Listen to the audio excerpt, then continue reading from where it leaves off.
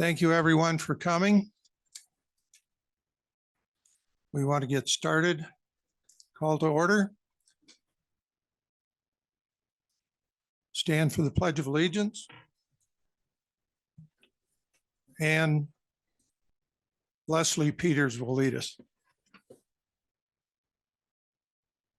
Pledge of allegiance to the flag of the United States of America and to the republic for which it stands, one nation under God, indivisible.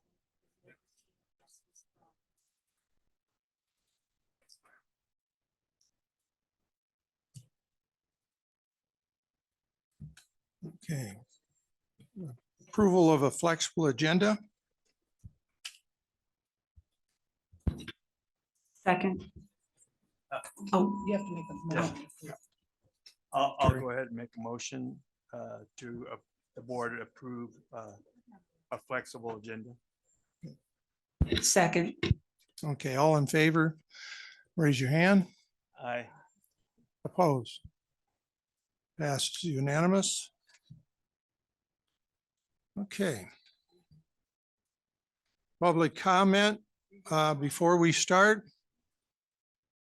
The Board of Trustees conducts the business of the Douglas County School District and its residents during its meetings. As president, I will not hesitate to remove any person whose statement or conduct disrupts the orderly, efficient, or safe conduct of the meeting.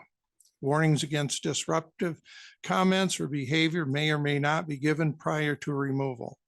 Hand clapping, making remarks, or gestures from the audience that may interrupt, interfere, prevent the speaker from communicating should not occur. The viewpoint of the speaker will not be restricted, but reasonable restrictions may be imposed upon the time, place, and manner of speech. Irrelevant and unduly repetitious statements and personal attacks which antagonize or incite others are examples of speech that may be reasonably limited. Okay, I do not have the first number on there, so if somebody knows they were first. Number 3. Mr. Burns, I have a, over here. I'm sorry. I have something to suggest. Did you receive that email from Melinda Matus? Thank you.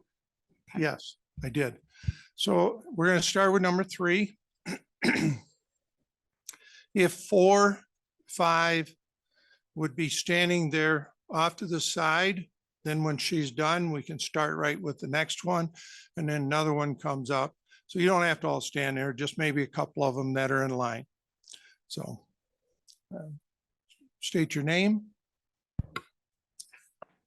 My name is Erin Miller. I'm a parent of a Zephyr Cove Elementary School student. I have 2 at Whitell. I have a middle school and a high schooler. I'm going to speak about agenda item number 4.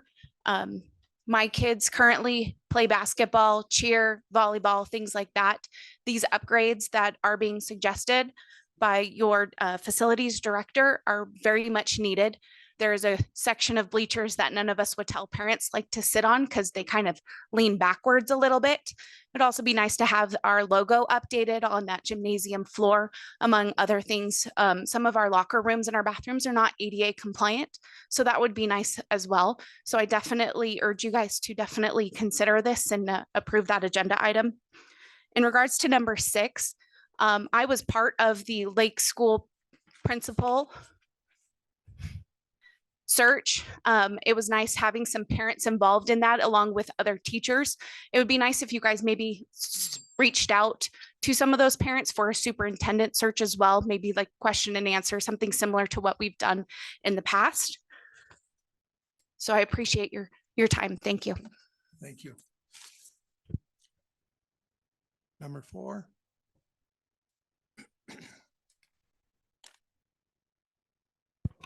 Efficiency, Dave. I like it. Casey Rogers for the record. I want to just speak on item 3G, your policy of opt-in. First off, I'd like to ask, when you tell us as parents that you take these surveys anonymously, when the children sign into their accounts Is that not able to be tracked by their number? So, or they do survey a different way? That's what I want to know. And then secondly, I just wanted to say that individuals and especially children should not have to have their data exploited by anyone, especially the school system. Children are not sent to school. They are sent to school for an education, ABCs and 1, 2, 3s, and not to gather personal data to be sold off, to be held at a ransom for not doing a survey. Why is it that children are being used by the system for their sex, to their ideas and their feelings? Those issues belong to the family unit and not to that system. And I just wanted to say that's overreaching, and I really appreciate it if you would go forward with the opt-in for student surveys. Thank you. Thank you. Number 5.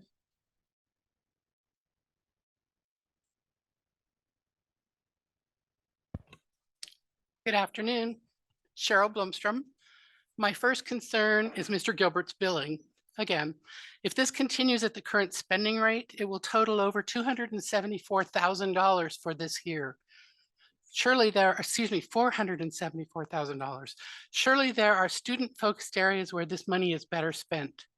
Secondly, who is Marcus Auerbach, and what are they investigating?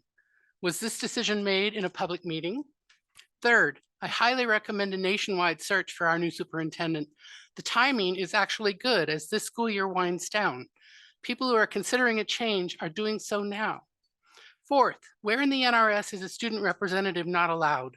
We really need the student perspective as we address the issues that impact them. With their input through a representative, we might actually find ways to reach an achievable outcome on things like chronic absenteeism, bullying, lack of respect, and a myriad of other things. Fifth, while Robert's Rules provides guidance, even Mrs. Sterrett thinks so, the NRS provides the controlling rules of the road. And lastly, to those staff who are leaving, thank you for serving with such fidelity. Our thanks go with you. Godspeed. Thank you. Number 6.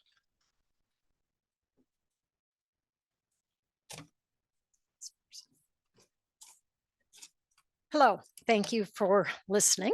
My name is Melinda Matus. First of all, I wanted to thank Jeannie Dwyer and Karen Harper and the rest of the Douglas County School District administration who have demonstrated just a tremendous amount of dedication, commitment to our students, our teachers, and our community. I seek clarity on the same things that Cheryl just brought up. Item 3C, Gilbert Law Firm, the February 2024 bill totaling $31,521.50. Wow. How is the $7,500 applied to the invoices from Gilbert Law? I can't see it in the paperwork that we see. How does the district get a handle on the abuse of the district budget? Who is special counsel investigator Marcus Auerbach? Same question. Those are the things that we can see. What did he investigate totaling $8,619 in the month of February? Did Mr. Gilbert seek authorization from the full board for the expenditure? Thank you. I appreciate it. Thank you. Number 7.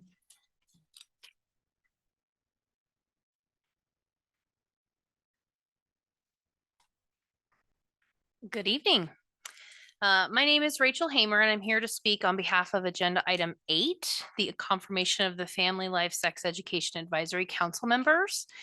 I am a current parent committee member, and I am listed for consideration for this item. And I just wanted to take the time to introduce myself to those who don't know who I am.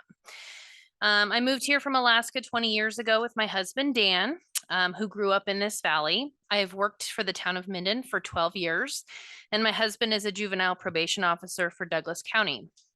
We have 2 children who are currently in the school district. Abby's a junior at DHS, and Elsie's in 7th at the Carson Valley Middle School. I've enjoyed being on this committee and believe it's an important piece to our children's education, especially as there are many parents who do not feel comfortable having hard conversations with their kids. With the increased accessibility to technology and what's happening with social media, I do feel that hard conversations and sometimes embarrassing conversations are more important than ever. I believe the committee members are committed to engaging students, keeping the subject matter relevant and appropriate, and keeping within state standards. If there were ever any questions on what is discussed or proposed, I would encourage the public to attend our public meetings. Thank you for your consideration. Thank you. Number 8.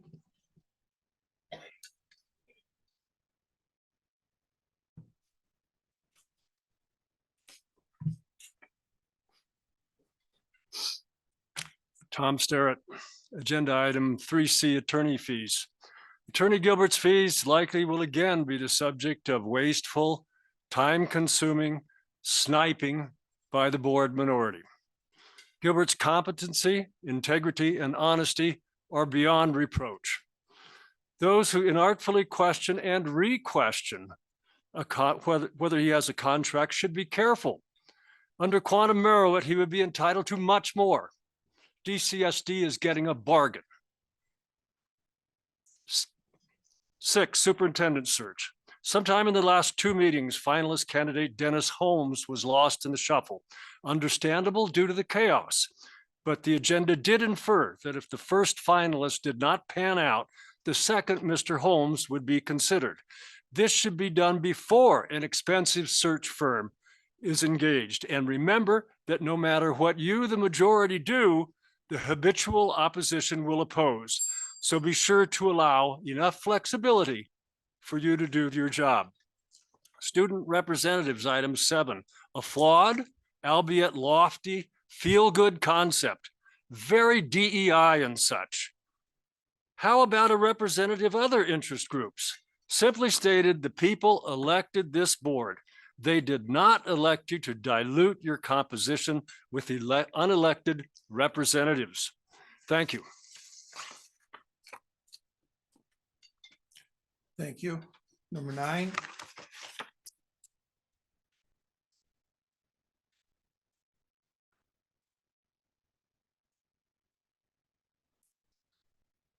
For the record, Mr. Chairman, Jim Hartman wanted to speak on item 6 on the agenda, the search firm for the school district in finding a superintendent. I think many people were appalled, actually, even people that supported the current board majority, by Mr. Ramirez and his inadequacies as a prospective superintendent. And I think part of the problem was the board had no real background in going out and searching for a superintendent. So I encourage this board to go forward with a professional search. I believe in looking at the submissions made, McPherson Jacobson should be given a hard look as a qualified firm.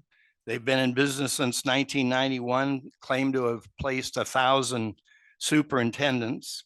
And I thought it was interesting that the 2 consultants that they identified as working on this project for them would be people that have some familiarity with schools in the area. One is based in Stockton and worked in Linden and Tracy and Owens Valley and Bishop. The other lives in Grass Valley and has been a superintendent or a principal in Grass Valley Schools, Penn Valley, Angels Camp. So I very much encourage the board to go forward with finding a search firm and do that expeditiously. Thank you, Mr. Chairman. Number 10.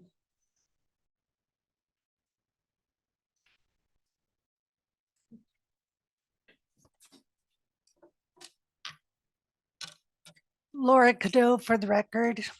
I have 8 items that I'd like to speak on, but there isn't enough time. So I do concur with Cheryl and Melinda. And I also sent everyone an email and I ask that you read that because it states what I'm interested in my viewpoints. I'd like to point out that I agreed with the woman who spoke on item number 4 and point out that you are missing an opportunity of gathering more information from your stakeholders by cutting their time short. The woman speaking on item number 4 gave a lot of information that I was unaware of. There is probably other people there whose time has been cut off because a minute and a half is not enough in order to get your point across. I would also like to point out for the student representative, that I support that. I think it's a wonderful way to reach out to our students at an early age to engage them with the process of democracy. I am grateful that when I grew up, I had grandmothers who were suffragettes and told me how important it was to get involved with what was going on in my community. I think through the ages, it has been lost. Coming forward on local events is a right, and students need to be taught that they should be speaking up to protect that right. Thank you. Number 11.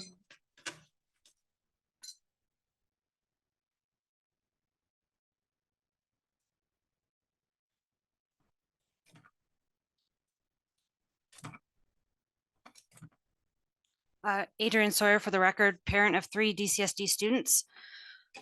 Some board members falsely attribute the high legal fees to open meeting law complaints, public records requests, the writ of mandamus. Even with a special investigation by outside legal counsel M. Arbach, those 4 invoices on the bill this month came to $9,689. Board administration, board meetings, and the $7,500 retainer cost taxpayers $21,767.50. Board members need to stop perpetuating the false narrative that the public is driving up the legal fees when the invoices prove the majority of the legal fees are incurred for conducting board business. Parental opt-in. This one, I don't really have one thought or the other. This is just what I know will happen in my house. As a parent, I get an email, text message, phone call, and a notification on Infinite Campus if there is a survey my child needs to participate in. If the survey is an opt-out, I have incentive to take the time to read the survey and make sure I feel it is appropriate for my 3 children. The time and effort it takes to read the survey and jump through the hoops is worth it to know what my kids will be asked. However, I highly doubt I will take the time to opt into a survey because it isn't something my kids will do with or without my permission. So it most likely will be forgotten. I support a national search for superintendent. I want to thank Karen Harper for her time with the district. She will be missed. And last, I wanted to thank Pawalu teacher, Mr. Kyle, who will retire at the end of the year. My oldest laughed at your jokes, rose to every challenge you gave her, found confidence, and enjoyed learning because you enjoyed teaching. Thank you. Number 12.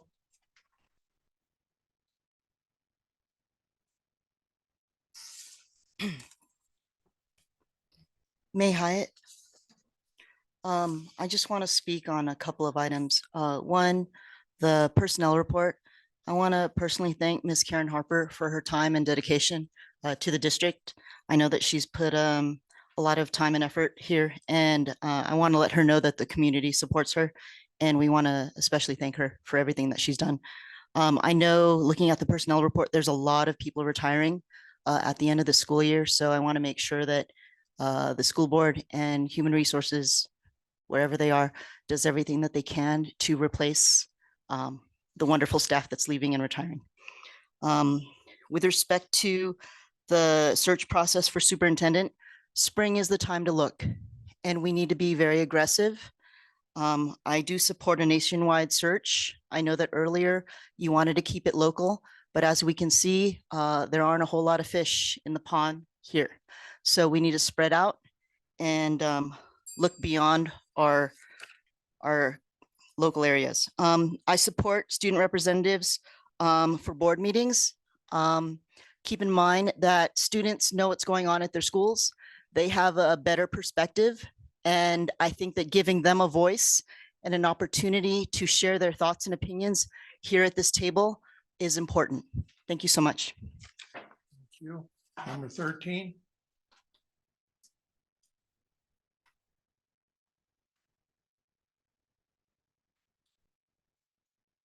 If you have number 14, 15, can you please be up there? Ready? Yeah, hi, everybody. My name is Mike Owen, Zephyr Cove.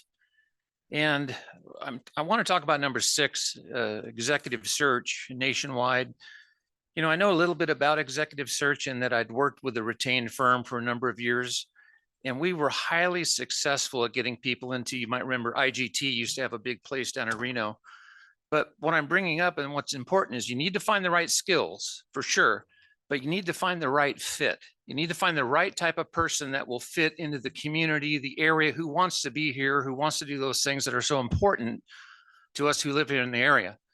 So typically when you hire somebody who running just an average search, you get the, meaning an ad or whatever, you get the best of the unhappy, the best of the unemployed, and the best of the unqualified. So I would say use an executive search firm, retained executive search, not contingency, because then it's just whatever. You know, retained means they drill down and focus as to what you need. So one final thing is, yes, they talk about the cost, but what's the cost of hiring the wrong person?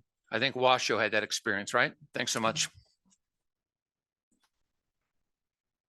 Number 14. Amy Kowchek for the record. Regarding legal counsel billing, I would like to ask for those minority trustees seeking more transparency and detail to be heard and not dismissed during legal's billable time during the meeting today. The items that take up the most time on the billing include a special investigation, board meetings, and individual board requests, not writ of mandamus or public records requests. Who is managing the time and money being spent, and how do we know these charges are valid as they have been mismanaged previously? Relatedly, I do hope that this board considers the more responsible cost of a hiring firm to conduct a professional and industry trusted search for a superintendent. If we operate under the assumption that the board seeks the best options for our community, then this should be a consideration and certainly money that is better spent. This is not to dismiss the hard work that continues to be done by Ms. Dwyer. Thank you to her and the DCSD staff who expertly and tirelessly work for our community every day despite the challenges in the current environment. Thank you. Number 15. Rob Lehman, parent of 3, here to talk about the student representative.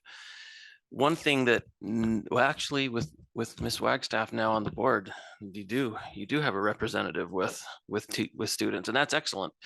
I know when I was on the board and things came up, I would pepper my kids with questions all the time, and their friends all the time. And I can tell you multiple times they said things to me that I didn't know. They were insights. The discussion last week or last month, Mr. Burns, you talked about how when it comes to discussions for the board, that only the board should be involved. That's not the way you do things now. When you're discussing things that have to do with IT, you ask the IT people. When you have things to do with legal, you ask the legal people. When you talk about things with human resources, you ask human resources. All the student representative would be a tool and a resource for you. There seems to be a misunderstanding by some in the audience that you might be diluting your vote, and you're certainly not doing that. There's no vote. There's only going to be, by that person, there's only going to be 7 of you and 7 votes.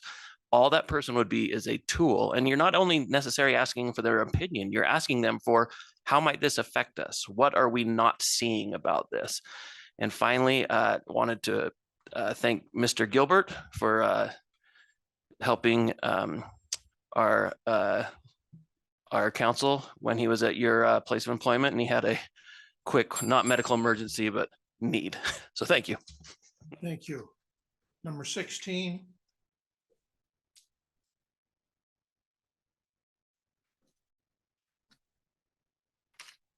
Leslie Hokinson for the record. Agenda item 14, prioritizing, can't talk, placement and removal of public items for future board meetings. The first item on this list is high-level discussion regarding budget. This item has been on the list since the beginning and even before 2023. Student achievements and programs should have been prioritized and discussed immediately, especially given that a new board administration took over at the beginning of 2023. You look at the last meeting that we had, there were a lot of children here and young adults, and they should have been allowed to speak first. Because, you know, they got to get home, they got to do homework, they got to go to school the next day. They shouldn't have to wait here for 3 or 4 hours before they get to speak. They should be the priority. You're here for the kids, so you say. NRS 386.350 general power states each board of trustees is hereby given such reasonable and necessary powers as may be requested to attain the ends for which the public schools are established and to promote the welfare of school children, including the establishment and operations of schools and classes deemed necessary and desirable. Please put the students first because you haven't been doing that. Some of you have, but most of you haven't. Thank you. Thank you. Number 17.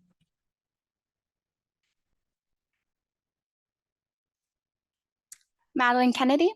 In regards to agenda item 12, I implore you all to vote in favor of adding a student representative to the board who will be present during all open session board meetings.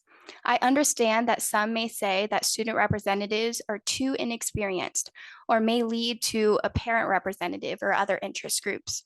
To that, I say that the difference is that all those groups and people in those said groups have the option to run for office and also have the opportunity to vote for the candidate who best represents their interests. We as a student body do not. All I am asking for is to allow my interests to be represented as well. Allowing my voice to be silenced simply because I am under 18 is not a core value of American education. Decisions made by the Douglas County School Board of Trustees have a direct impact on the lives and well-being of students. Therefore, it is imperative that the student body of DCSD has meaningful representation on this governing Board of Education. And is both morally entitled and legally allowed to such representation. We are a tool and a resource to be wielded for meaningful change.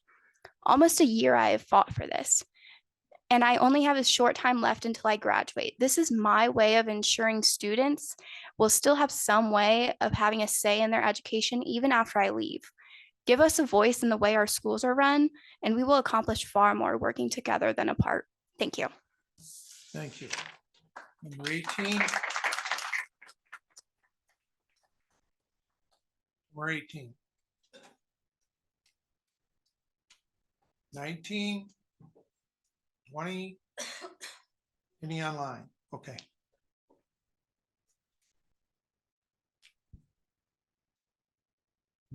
Colin, go ahead.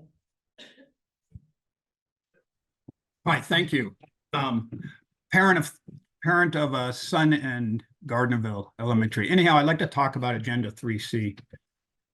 I'm concerned once again that the board will be approving exorbitant legal fees. I find it perplexing how the legal expenses for just the last board meeting amounted to $7,570. At a rate of $325 per hour, that equates to 23 and a half hours of legal services for a meeting that lasted 5.5 hours. Did it really require 17 and a half hours of preparation? What exactly was done during this time? During the meeting last July 19th, 2023, when Gilbert was taking the job, he stated at 5 hours and 45 minutes into the meeting that the Gilbert Law Firm would not double bill, but rather charge the standard rate of $325 per hour. Are they now disregarding this policy by charging for Joey Gilbert's services and then billing separately for whoever else he decides to bring to the meeting? Is this not double dipping? Additionally, it was observed at the last meeting that Joey Gilbert had to be called back to the meeting twice as he was off talking or texting on his phone, resulting in him having to come back to the meeting. Colin, I apologize. We were having technical difficulties in the room. We're going to ask you to start again. Sorry, I don't know if you guys heard me at all. Can you hear me now? Not at all, but now we can hear you. Go ahead. Okay, I'll go again. This is Agenda 3C. I'm concerned once again that this board will be approving exorbitant legal fees. I find it perplexing how the legal expenses for just the last board meeting amounted to $7,570. At a rate of $325 per hour, that equates to 23 and a half hours of legal services for a meeting that lasted 5.5 hours. Did it really require 17 and a half hours of preparation? What was done during this time? During the meeting last July 19th, 2023, when Gilbert was applying for this job, he stated that his firm would not double bill, but rather charge the standard rate for $325 per hour for his firm. Are they now disregarding this policy by charging for Joey Gilbert's services and then billing separately for whoever else he decides to bring to these meetings? Is this not double dipping? Additionally, it was observed that Joey Gilbert had to be called back to the meeting twice as he was off talking or texting on his phone. Then they had to re-explain the issue, resulting in him being he was gone from the meeting for over an hour when the rest of the group was meeting. It is worth noting that the trustees were not on their phone for school board business during this time, so he was not texting them. Furthermore, it was observed at 5:24, 8:33, and 9:24 p.m. that Gilbert was updating his social media. Thank you. Number 19. Online. Anne Marie, go ahead. Hi there, this is Anne Marie Chase. Can you hear me okay?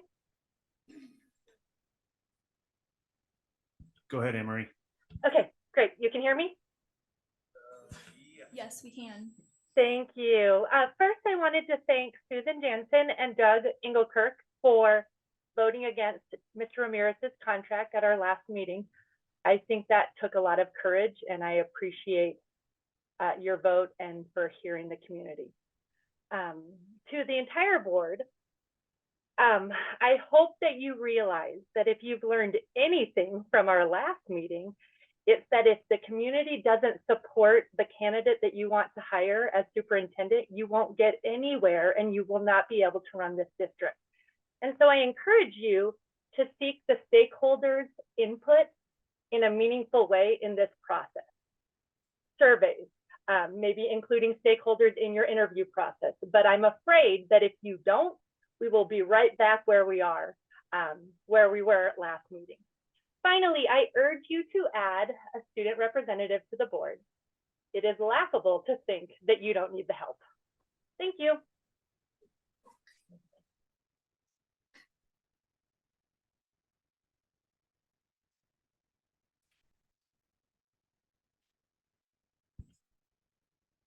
MK, go ahead.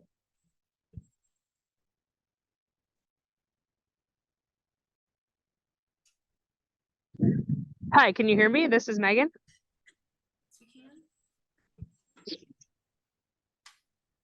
Can you guys hear me? Yes, we can. Go ahead. Okay. Yeah. Hi, my name is Megan Kelly, and I am a parent of 3 kids at Zephyr Cove Elementary School. And I was just calling in regards to item 4, the updates necessary to Wattell High School. But I just want to say I support these updates.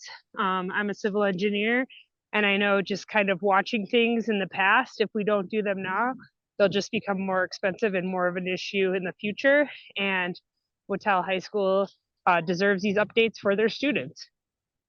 And that's all. Thank you.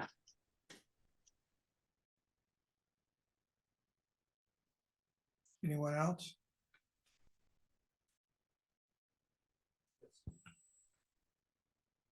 Courtney, go ahead. Hi, can you guys hear me? Yes, we can. Go ahead. All right, Courtney, for the record, child in Douglas County. And I know that it has already been said, but obviously from past experience, we have to ask and tell you guys multiple things for you to even pretend to listen to us. So can you please tell us why almost $9 grand was spent on a special counsel investigation by Marquise Arbach Law Firm in 2023? Who authorized it? Why can't Gilbert do these so-called investigations? Are you behind this, Mr. Burns? Did the other trustees even know about it? And by the way, Arbach specializes in real estate, construction and corporate law, commercial litigation, banking and finance. Not a mention of educational law anywhere in there, huh? And $7,600 for the board meeting for 1 month? Where is our money going? As taxpayers, this is absolutely ridiculous that you are spending our money and not being accountable for any of it. The sneaky and deceitful way that the 4 of you are running this board is shameful and despicable. You don't care about our children, and it shows more every single month. Please hire an outside firm to hire our next superintendent, because you 4 are unqualified and lack basic education, strength of character, and overall non-biased perspective to hire someone that fits our district, no matter where their politics lie. And again, thank you, Karen, for your service to Douglas County School District. I hate that you were just another unfortunate loss brought on by this despicable, undermining board. Anyone else? Okay. Moving on. Consent items, number 3.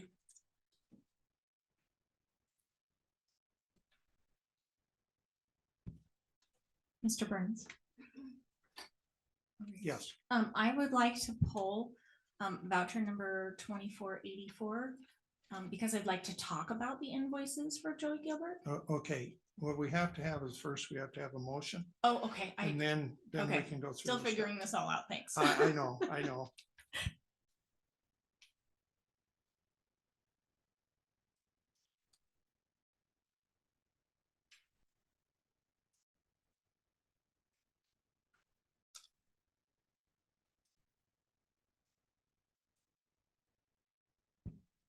So can I make a motion that we approve but pull at the same time? How does that work? You can make a motion, approve. If there's a second, then we discuss. So then at that time, you can. That's when we pull it. Okay. Yeah. Okay, so I make a motion to approve consent items. Is that correct? I just don't want to say it wrong. No, you're fine. Except for, You can go ahead. Yeah. You can do okay, that. okay. That's fine. So I make a motion that we approve consent items. All except voucher number 2484 and 3F.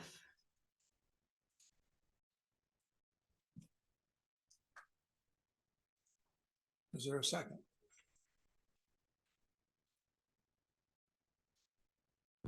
Excuse me, I'd like to say, this is not how we've done in the past, and I'm not sure that we always have to do things the same way. So I'm not trying to make anything, but normally what we do is we say, next on our agenda is our consent items, okay? Is there anyone that wants to pull anything off of consent items? Then we pull, and then we make a motion to approve the rest of them, except the ones that are pulled.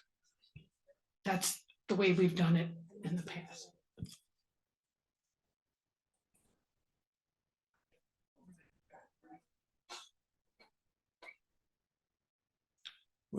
You have a motion, you have a second, then you have discussion, you can pull the items at that time. All this happens before the vote. That's a step of procedures for. I'm not sure the language matters. I think both accomplish the same thing. So if we feel more comfortable with Linda's language, then that's fine too.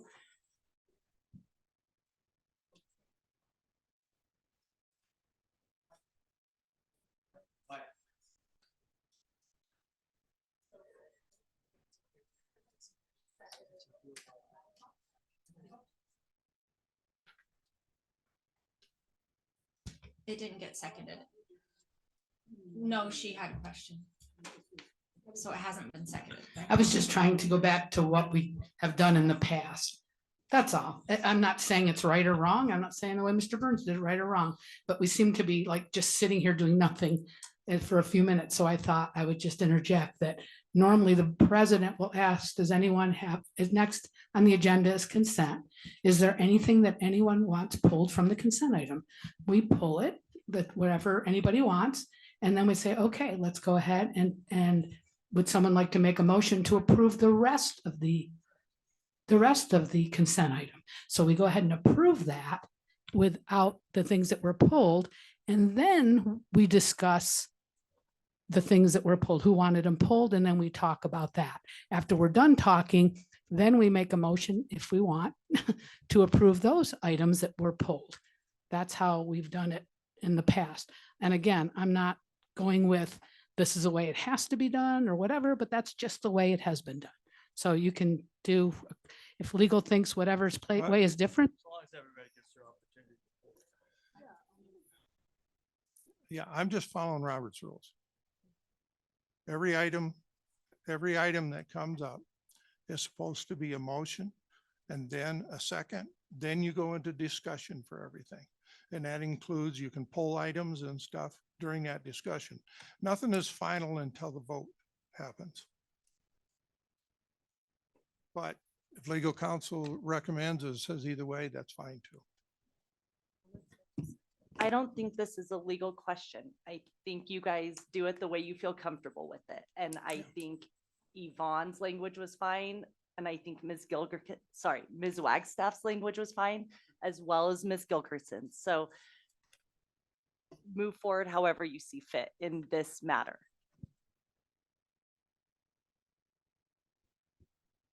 So Mr. Burns is the president, and provided everybody gets their opportunity to pull, if they want to pull an item, I see no problem with doing it in that fashion.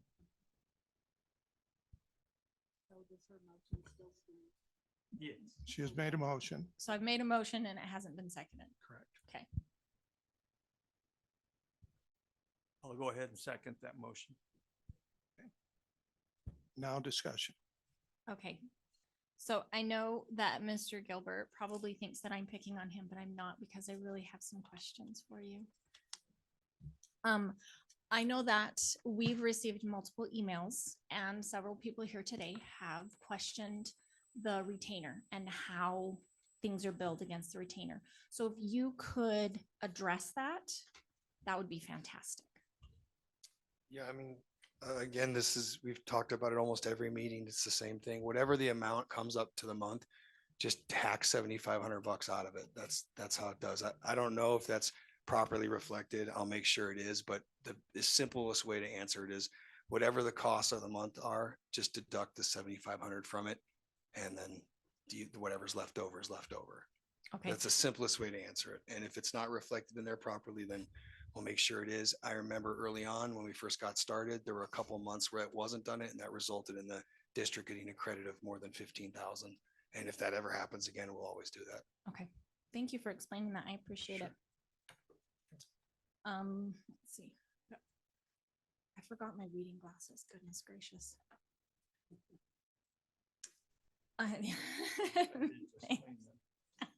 That's okay. If I just hold it out here, I'm good.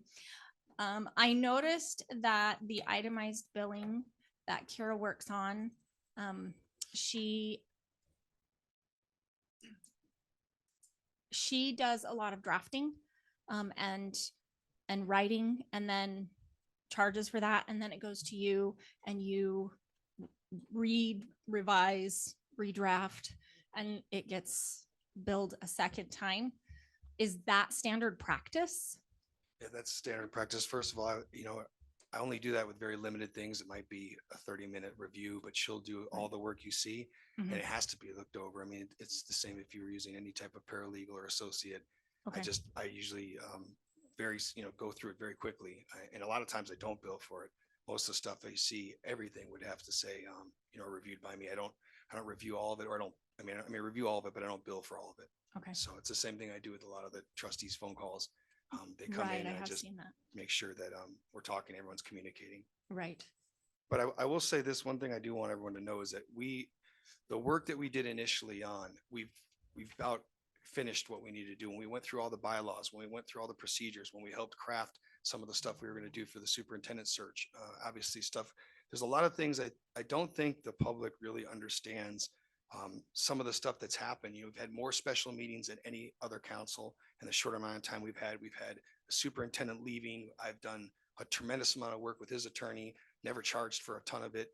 Just stuff that we've had to do that normally doesn't take place, and definitely the first 6 to 9 months of this has been a substantial amount. We both, had made some recommendations to Kira that nothing is to be done. I don't care which trustee asks without us bringing it back here and getting approval. I know that's something Linda was very concerned about.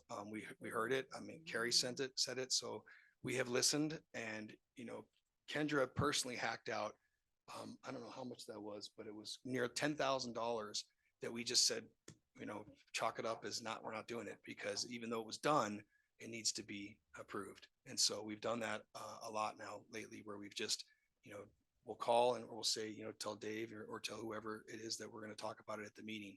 But there was a substantial amount of the initial stuff we did early on, let's talk about like August, September, October, where we had to go back. We watched dozens of hours of meetings on YouTube, transcribed them to find out what was going on with those bylaws and some of the stuff that we've now changed. That's not going to be not going to need to be done again. That's done. Even the stuff we're doing more, we've got the superintendent process is essentially worked out. If we do it, if we hire a firm, I think we're good there.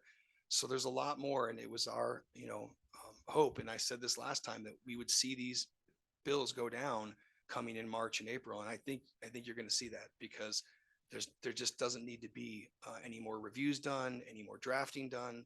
And another thing that's helped a lot is, with Jeannie being in place, she's going to take on a more, I guess, instructive role of creating these agendas. We don't need to do the stuff we've been doing. And that was something she requested. So a lot of it early on kind of fell on us, and we were doing it because there was, if everyone remembers, there was a lot going on with the superintendent and stuff like that. So I think we've got a system now down, and, Jeannie probably hasn't heard much from me at all. I know she's been speaking to Kendra, but we've just tried to allow the administration to do the bulk of it. And I think that's going to make a big difference in March and April.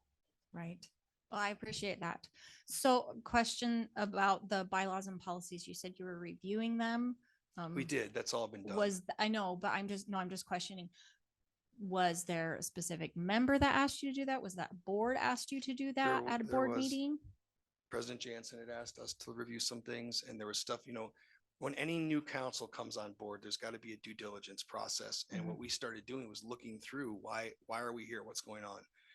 Looking at stuff that, I was in agreement with some of the board on and not in agreement some. If you guys remember the policy about protecting women's sports, that was stuff we decided to hold, to leave. But we went and did the research. We saw where there were other cases moving its way through the courts in Arizona, heading to the Ninth Circuit, made the recommendation to just, to step back and see how that comes out. But we had to review everything. Same thing with some of the bylaws on stuff that we were changing, figuring out why certain things were in place. We had to go back and find those. We don't have to do that anymore. All that's been done. And that was at the request of both a few board members and at just us as a newly appointed council to kind of go back and look why we were where we were, and then backtrack. And that resulted in some of the bylaw changes that we've made and are done now, and some of the policy changes that we're going to be putting in place. Okay, so moving forward, you won't be doing anything without approval from from the board. I mean, there's as a whole, not just a board president or. Yeah. Correct. I mean, there are certain things Dave as president can ask us to look into, but as far as like an overhaul or going back through bylaws or spending a ton of time, I'm gonna do my job when he calls and asks me questions, legal questions about whether this is allowed or not. But the bulk of anything like that you're talking about will absolutely come back to you guys. Okay, that would be good, because I think as a board, we need to know when our policies and bylaws are being read and revised. And well, we knew that it was before you came on. And right, I know that it time was going on, so. But I just was a question that I had. Yes, Kira. So just Kendra. So Kendra, just I'm to, sorry. that's okay. So just to clarify, no, we won't be making any changes to any bylaws, policies, anything like that without board vote approval moving forward. However, there are ongoing legal issues that we have to act on without board approval as general counsel, such as open meeting violation or complaints or the ongoing litigations that are taking place. So those are hours that will be billed, like Mr. Gilbert said, initially towards the retainer. And then once the retainer's gone, that's the additional fees you'll see.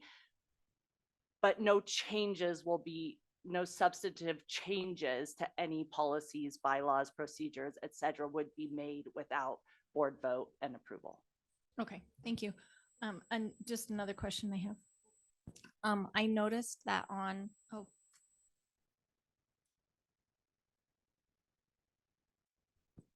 And then there were a lot of questions about the Markey Arbach bill. Right. Just to address that, that is an ongoing private matter at this point that cannot be discussed publicly, but as soon as it is ready and the board receives the information, the public will receive the information and it will be discussed at that point. And I can tell you guys that's going to be happening probably next week.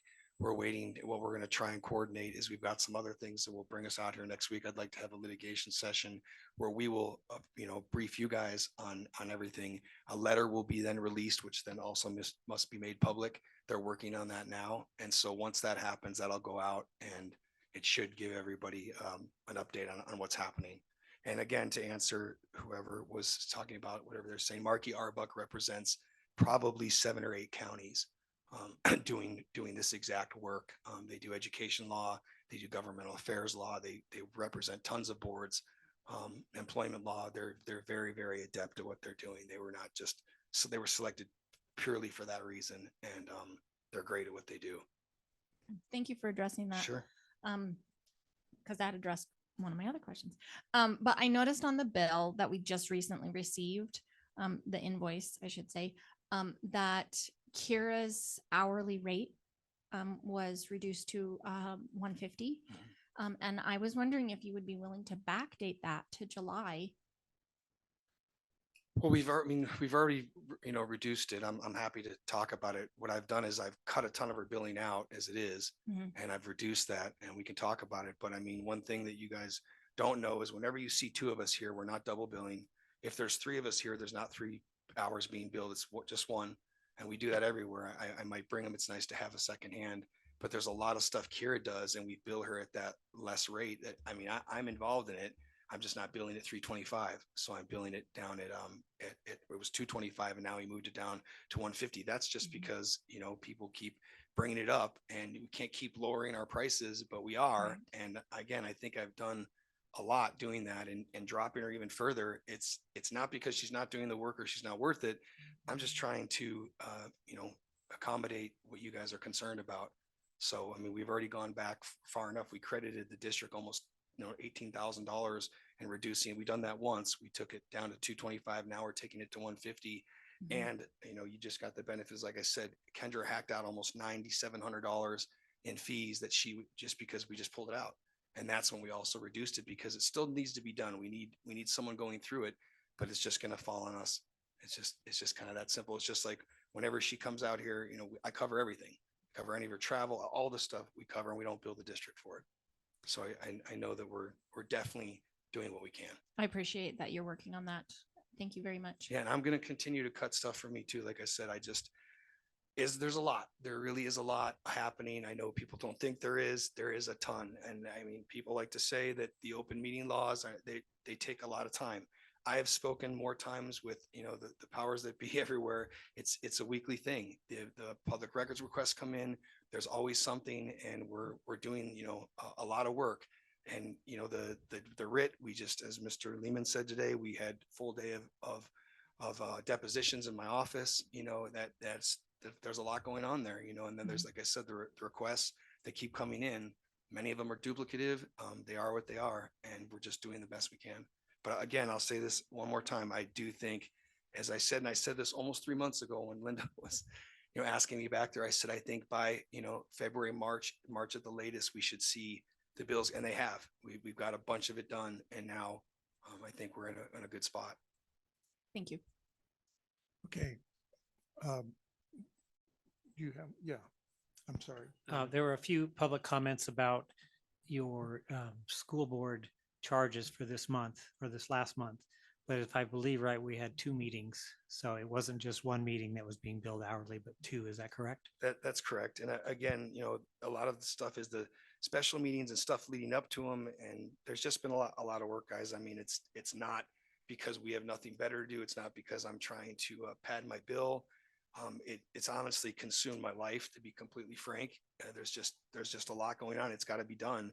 And just like any district does, we will use outside counsel when necessary or when required, which we've done with Marky Arbuck. But there are times when, it also works to the district's advantage, because it's, we're putting the best qualified people on it, like I said I would do, and they're billing under our rates. Okay. Linda? Thank you, Mr. Burns. First of all, I liked what you said about that maybe we can get together, and it seems like there's so much legal out there, just like this Marquee, just to get updated on what's going on and where it came from. I feel like I don't like being in the dark, and I don't think anybody does likes being in the dark. I understand that some of it we have to be because it's legal. I get that. But I like the idea of having a meeting and updating us on all the things that are going Yeah, on. Trustee Gilchrist, I'll just say this, it's something we say in the legal practice all the time, that the wheels of justice grind slow. Mhm. And Jeannie has been asking me for updates for 60 days, and I've had to just say it's coming. It's Good. finally coming. Actually it would have been here this week, except the Vegas schools are on spring break and our guy is somewhere. So what I asked is if we could come up next week and you'll get the update of your lifetime. Love it. For sure on that. And it also will entail some of the stuff that's going to come up with the hearing on the 27th. And we'll be able to update a little bit on the open meeting law stuff. So we'll have a full, and it'll be a litigation session. We'll all talk about it. And then what we decide in there, you guys can obviously make the public known, and they will get, as custom, they will get all special counsel reports. That's how it has to be done. That's awesome. Thank you. Also, one of the things you made some comments about doing due diligence and about the policy changes and things like that. And I was very, I don't know what the word is. I didn't like the way it went down. Okay. Basically, I did not like that we were having policy after policy put before us when it was never brought before the board as a whole. We do our business in public, and to change policy should have been done in public. And not only that, I really felt that we, as the 7 of us, we should be the ones. That's one of our things that we're required to do is that when we serve is to do board policies. We make board policy. Normally in the past, we did it with our superintendent. We talked about it. They would bring it forth. We would wordsmith it or agree with it or disagree with it, but it cost us so much money.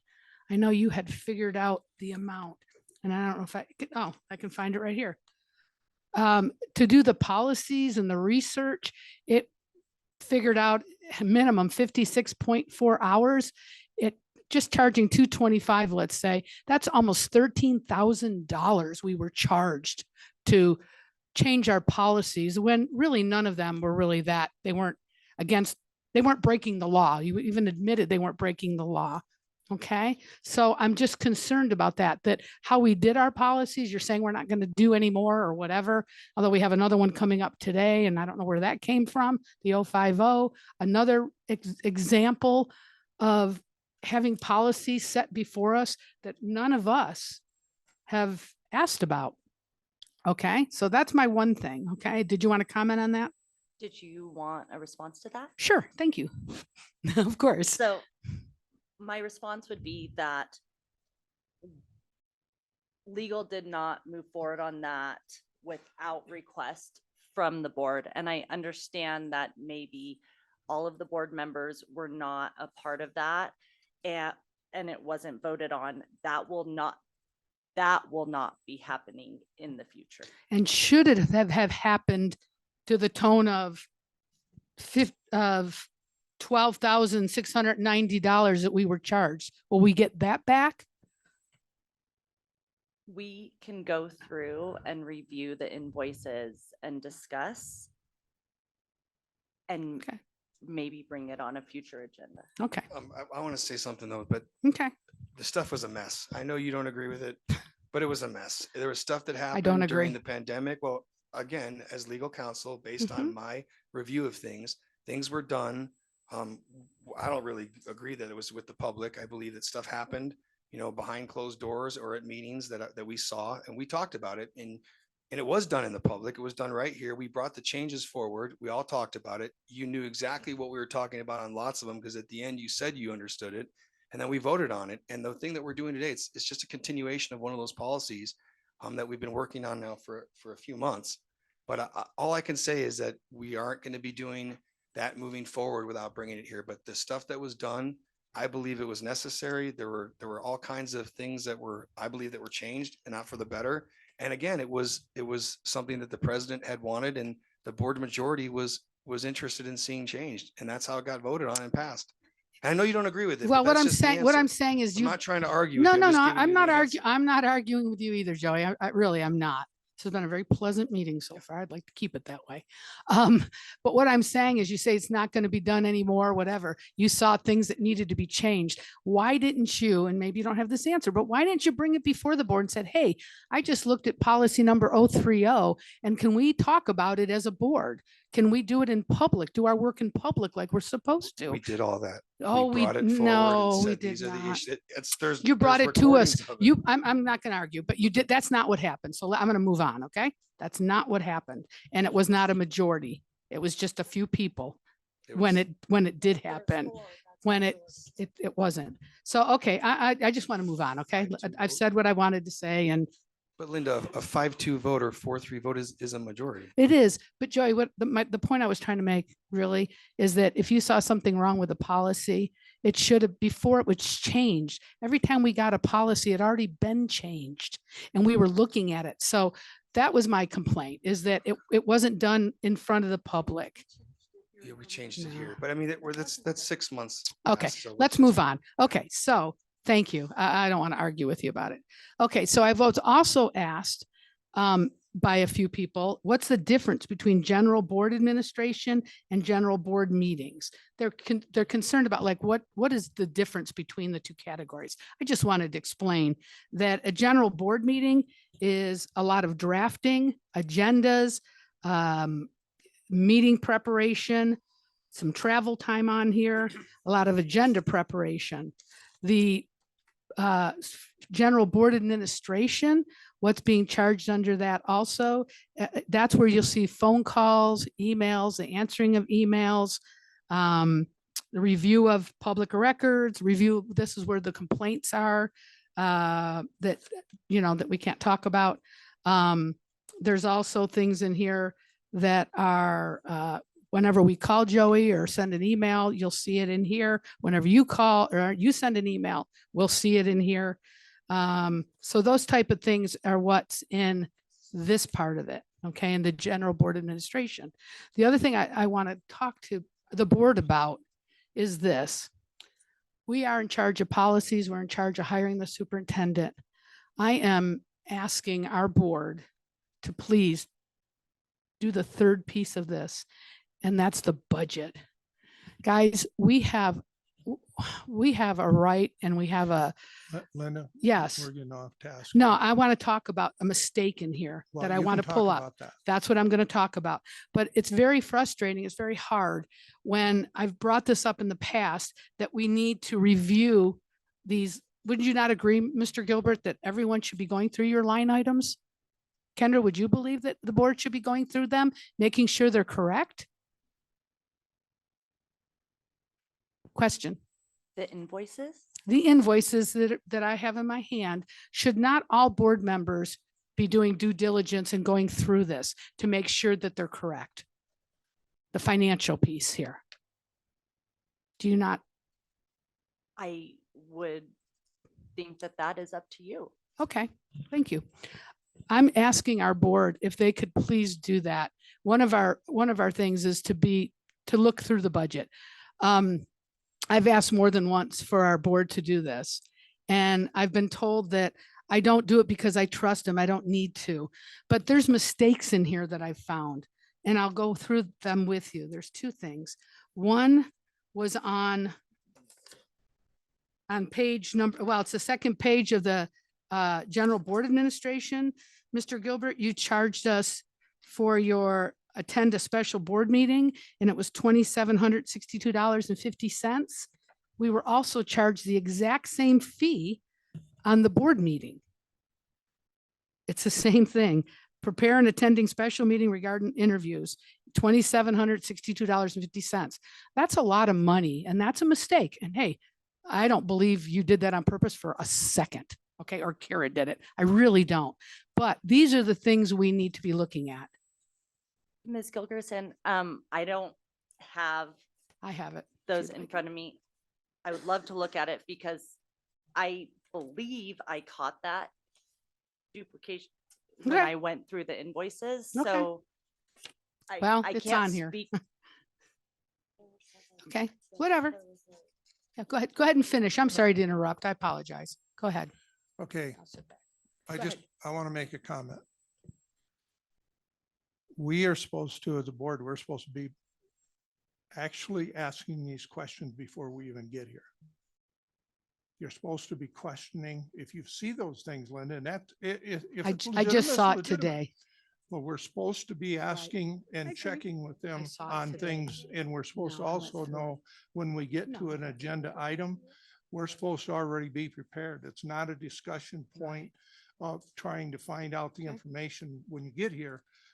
That's one of the reasons why Mis- these board meetings last so long, because we're not prepared. Mr. Burns, my only point with this is saying that I really feel that it's our duty to go through the I'm agenda, not to go questioning through that, this. Linda. That's all. I'm not. And I questioning know that. no one else has this except for the three of us. That's all. Okay. I think we should do that. If there's mistakes, we should know that. That's all. I'm not, like I said, I don't believe for a second it was an oversight, truly. Okay. But that's all I had. Thank Okay. you. That's it. I just wanted to point that out. In regards to what you just said, I have spent many hours going through all of this stuff. And there are questions that I had, obviously, which is why I pulled the voucher so that we could talk about it with Joey, because I feel like the public needs to know, Public should because know it's a this. heated discussion I understand that that. we I get. understand that, So but when we take a meeting that could last 4 hours and we make it 8 hours, yeah, no, I don't like that either. that doubles what he's going to charge. Right. So we have to do our own due diligence of being prepared. And that is, according to Robert's Rules Regulations, is we're Right. supposed to be coming in prepared. Well, and I feel like I So- am, but are you telling me that I shouldn't be asking questions? No, no, that's Okay. not my point. Okay. My point is when when we have items that we're asking questions about, Mhm. if those questions could have been asked before we got here, like Mrs. Dwyer, I see things and I have questions, I contact her and we have a conversation. So it's the way we get things cleared up in order to be about the business. I don't have a problem with that. In fact, the general information and stuff, it's available to the public. It doesn't have to necessarily be heard here because that information is available. Otherwise, we'd wind up taking every page in that table over there and going through it. So, okay, so it helps in order to move these meetings along that we come in prepared. So, Okay. and I know you're new, so, Yeah, I'm still, and we're all still learning. right. So, Thank you. yes. What I will say, and I'm going through the invoices right now to make sure that you were not double charged for that time. But what I will say, if at any time from the time we send the invoices to now, if you do see a mistake, mistakes happen. And so if you do see a mistake or have any questions, please feel free to reach out to either of us and we will review and address. And if we have made a mistake, we will make it right. And that's all we could say, but I will make sure that this is fixed. Thank you. I appreciate that. My point also was that we should all be looking at these invoices because you're human, I'm human, we're all human, and we all make mistakes. And therefore, I think this is part of our job is to go through the budgets. Thank you. Duly noted. Okay. Any other conversations on the consent items?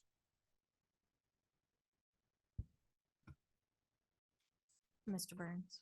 So should I rescind my motion or not yet? Okay, I'll be quiet. Nope. As long as we've cleared up everything, as far as the items that's been pulled, and we've discussed those and cleared those up, now we can move on to a vote. Oh, right. I pulled Okay. 3F as well because I had questions regarding why it was originally pulled, who authorized that. And so that was a question that I wanted answered. That's the bylaw that was rewritten. And we went over it at the last one. But I don't know because January's meeting was kind of a blur because I was a little overwhelmed. But I don't remember. And asking for that bylaw to be rewritten. Okay, Ms. Dwyer. So I believe this was added to the agenda at the December meeting because the board had discussed that the committee assignments were coming up and they wanted to change some of the language in the bylaw about how committees were selected in the case of a tie. They wanted to change it from flipping a coin to taking a majority vote. And so what I did was I went through the bylaw and I just aligned the committee selections with the officer selections, right? So I just made it flow better. I made it the same process. That's all I did. And that, because that is what the board had talked about. But that was in December because they knew that the committee assignments were coming up in January. And then I believe we brought the bylaw after that. It was so, okay. So what happened was we attached just those changes to the bylaw and we had them attached with the agenda, and Kira revised it to go back to the original language that it was. And then at the last meeting, you guys had both of those, the one that I revised and the one that Kira revised, and you had a conversation about it. And then you decided that you wanted it, there was lots of conversation. So what I did was I reviewed the meeting, I rewatched the meeting several times, and I made sure that I captured everything that you discussed. And so the one you have here today is what you discussed as a board and what changes you approved as a board. Thank you for all that hard work, Jeannie. Appreciate it. Just a quick question, Jeannie. We had a discussion too about the Nevada Association of School Boards and that was called the, did you find out if it's clear the way that it's written? it's clear? Okay, we don't have to put director on there because that's what the person would be called. Okay, I just wanted to double check. Thank you. Perfect. Okay, we have everything clear on this. We do. Thanks. Okay, Yes. we have a motion and second for the consent items. Would you repeat that again? Well, because I had pulled those, do I resend that? Or No, do I? No, yeah, Okay. we've cleared them in the discussion. Okay, so Hold on, I'm sorry. I'm You made a confused. motion. I made a motion to approve all except for. Exactly. Okay. Which And is that what I was had pulled. seconded. Right. So you I have need to read- amend your motion. So I Amend need it. to amend my motion. Yes. Okay, thank you, Jeannie. So I amend my motion that we approve consent items. That's all I need to say. In its entirety. Thank you. Second. And I was a second, I rescind my second, and I second the new motion. Pass as full consent items. Okay, just, it could be a little confusing when we do a motion and then we revise it. We're never supposed to rescind anything. So on a second, I think all we have to do is then say to second the amended motion. I think that's all we have to say. So I'm just trying to make this simple so we can move forward on everything. So, okay, we have the motion and second. All in favor, raise your hand. Say aye. Aye. All opposed? Okay. Linda Gilkerson opposed. The other 6 approved.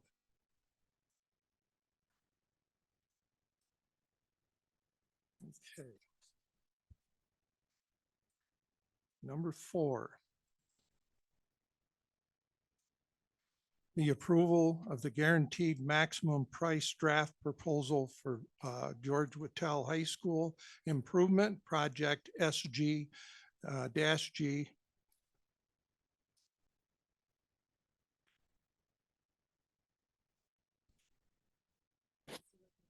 No, we have to make, there has to be a motion and a second at this point before we can go into discussion of it. Mr. Kangas. Yeah, I'll make a motion to approve contract for the, excuse me, I'm in the wrong spot. A guaranteed maximum price contract for the Georgia Tell High School Improvement Project for construction in the amount of $2,172,280 and authorize the superintendent to approve a 5% owner's contingency for possible district added items to the work. Okay, there's a motion on the floor. A second. Okay, got a second. Doug Engelkirk. Okay. Phil, welcome. Welcome. Thank you. Questions? Do you have a presentation, Phil, at all? No, sir. I was just want to gonna, answer questions. yes. Okay.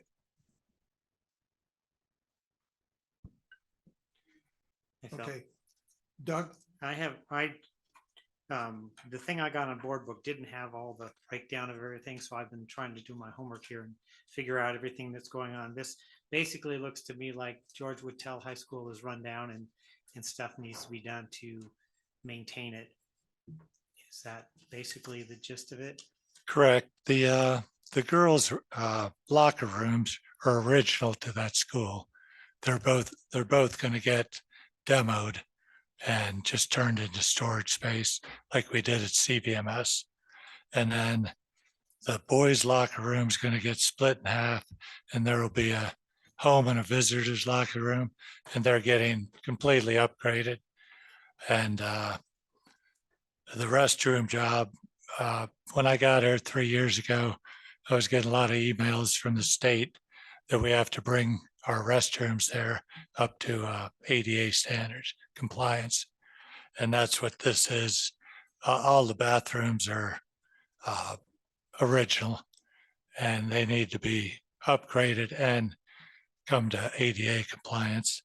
And that number I have is 760,000 for restrooms, locker room renovations, 1.146 thousand for the locker room, and the gymnasium floor and bleachers is 265,000.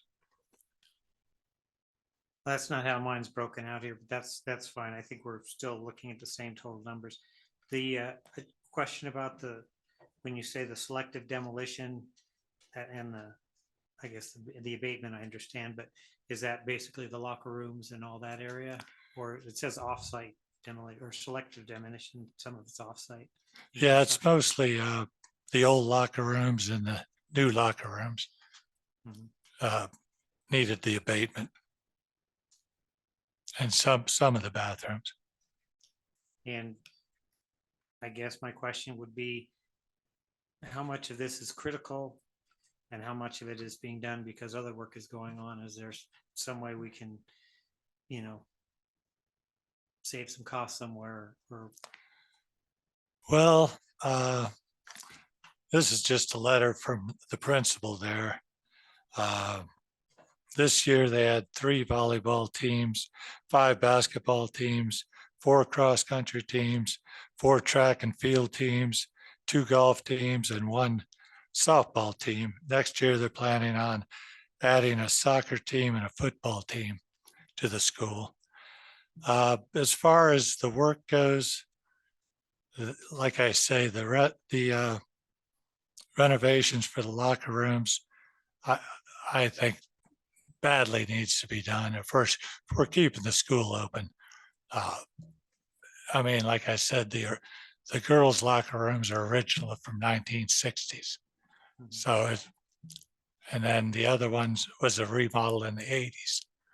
So, and then the bathrooms, if we want to stay in compliance, we have to do all the restrooms for ADA compliance. And then the gym floor and the bleachers, if we were going to cut anything, we could go another 3 to 5 years with the same floor and bleachers if we wanted to save some money somewhere. okay, somebody else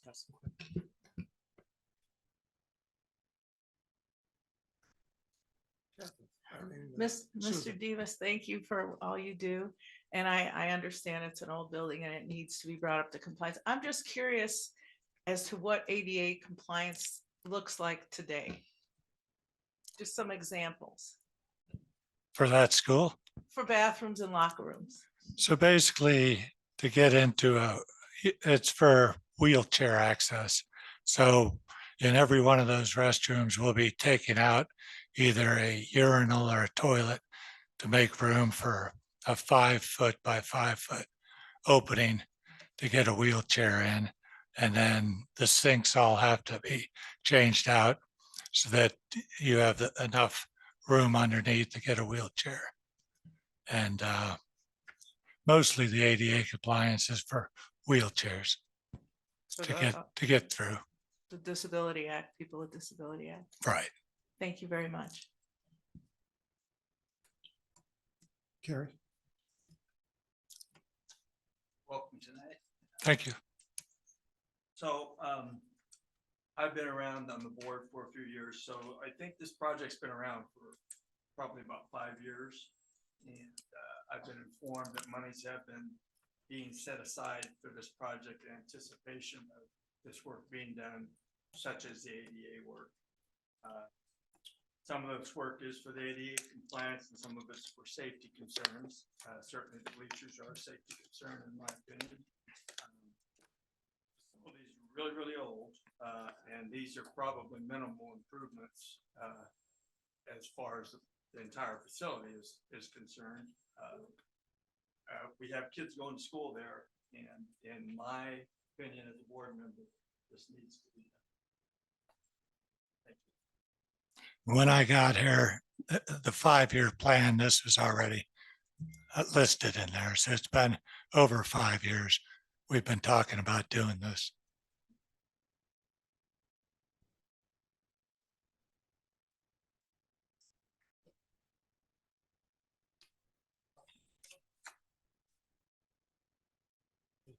Is there any more questions for Phil?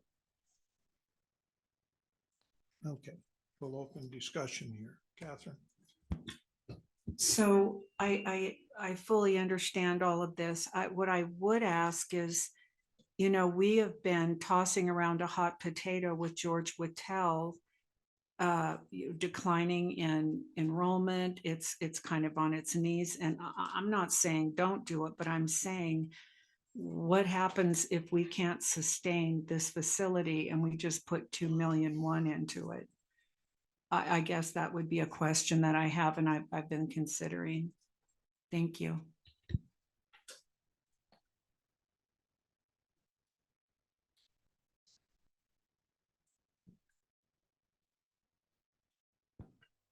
You were commenting about the bleachers. I was thinking if there was something in here, maybe we could save some money on, would be maybe not doing that. I've been on the bleachers. Last time I was there was graduation for high school. And I didn't notice, somebody talked about in public comment about how some of them are rocking or something. Is that something that really needs to be addressed, in your opinion? In my opinion, if there were an accident, we'd probably spend a lot more than $2 million.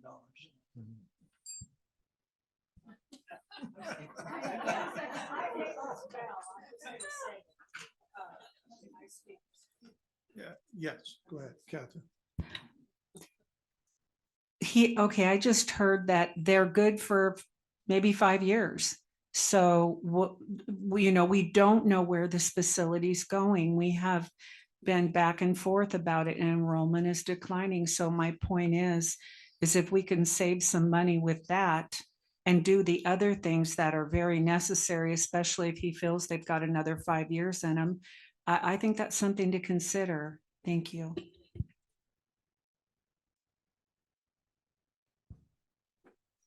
Go ahead. In some ways, I understand and I agree. But at the same time, as a parent of students, I would be very concerned about myself or my children sitting on a bleacher that may or may not be up to standard and be suitable to sitting on. That we could, if somebody got hurt, like Carrie's saying, if somebody gets hurt and they sue the district we could be looking at a much larger payout.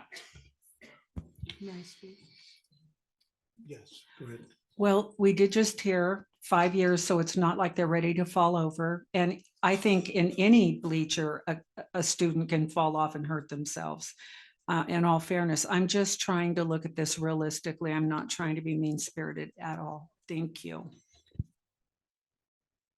Bill? One thing I'd like to add, I talked with the contractor this morning, and he said the majority of the work is subcontracted, and the project was a bid as a complete package, so it does not reflect the cost to do each separately, contracted separately, or at a later date, the schedule we provide. The cost for the other two may go up a little bit, as Doug knows. You know, it's coming as a package, but you know, I just threw that out as the cost savings. I agree with Carrie, and if you're going to do a job, and we have the funds now, and I see that school being here for the next 10 to 20 years, but I'm not in that position. Doug knows more about that. You think kids will, that's a viable school for the lake? That's your area, right? Well, I'm certainly pulling for it, yes. Yeah. You know. So. Linda? And this may be very unorthodox, and I'm going to apologize for saying this, but would we be open? We have a few Lake School parents here. Would this be a good time maybe to hear from them and have their input into it, since it's their school? And you may not like that, and I'll respect it if you don't, but I'm just throwing that out there. Thank you.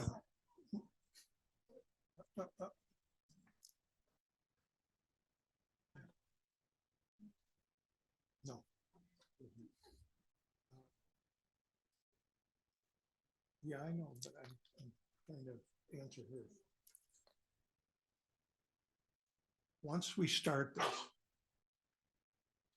that's my biggest problem. Once you start something and it's not, by Robert's rules and stuff, it's not permissible, because we've already been through our discussion at the beginning. If somebody was going to speak on an agenda item, that's when they should have spoke on it. And they did. So that's kind of where. I'm just saying that because now they've heard what we've said and how we're kind of leaning, and maybe they would like to speak to the safety because they've been on them or whatever. I don't, it was just a suggestion. Yeah.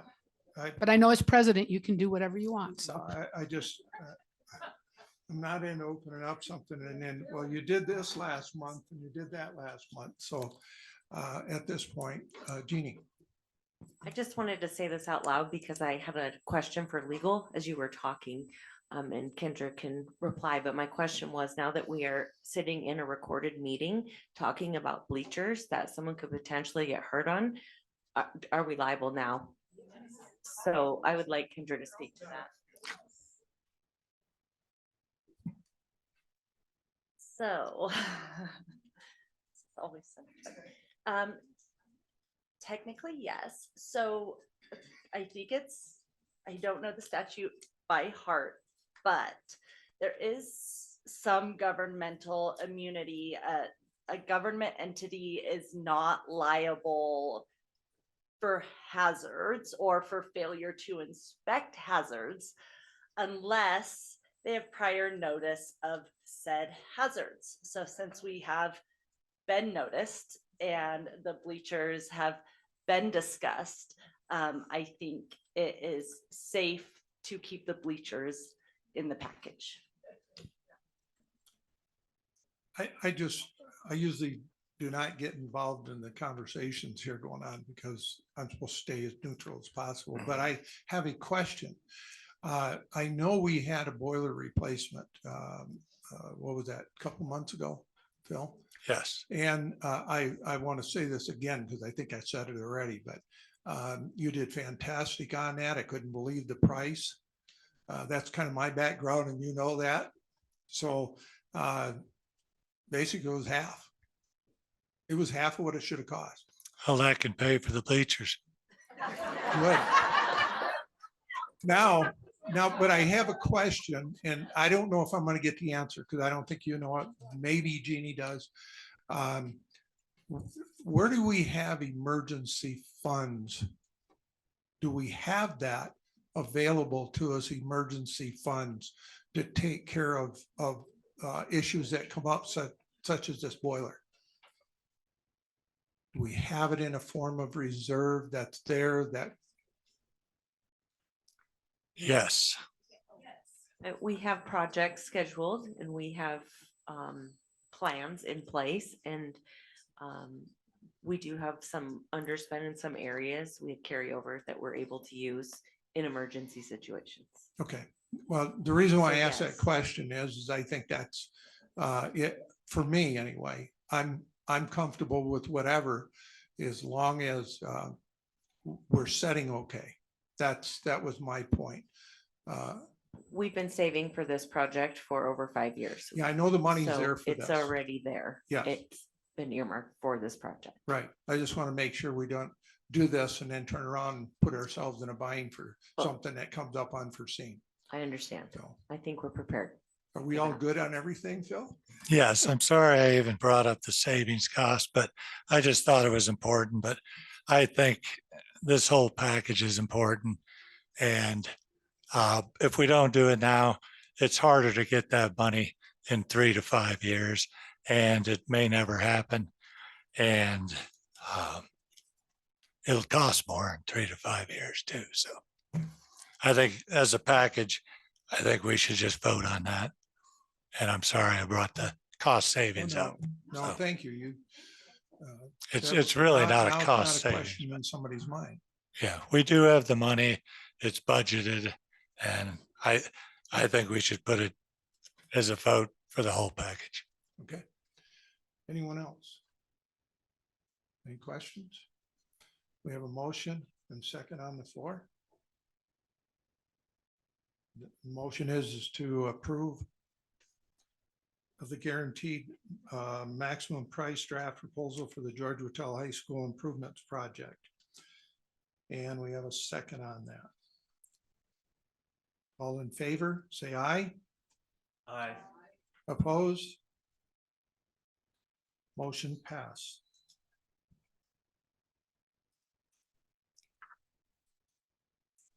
Number 5.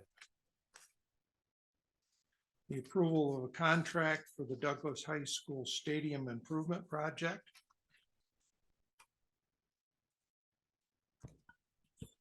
The board will discuss and take action toward the contract for service on the Douglas High School Stadium Improvement Project to Group West Construction for a base price of $810,403 and an additive alternate contract of $291,369 for a total contract amount of $1,101,702 as recommended by Scott McCullough, Douglas County Project Manager, and Phil Demus, Douglas County School District Director of Facilities.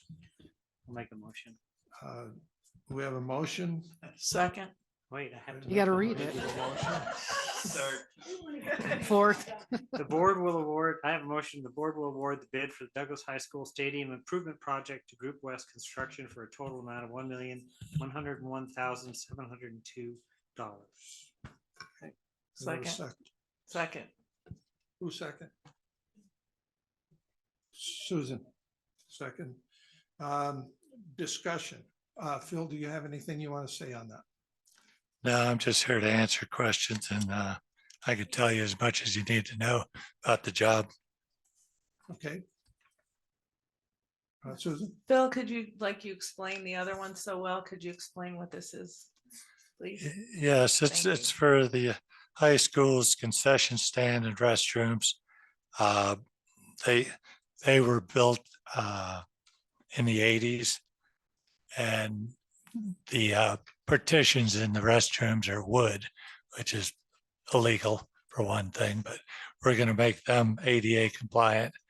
We have well, it's just everything in the restrooms need to be brought up to new, which they are.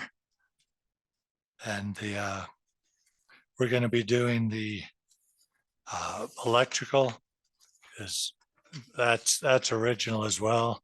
We had a power outage last year during our homecoming in a football game. So they had to do that game the next day.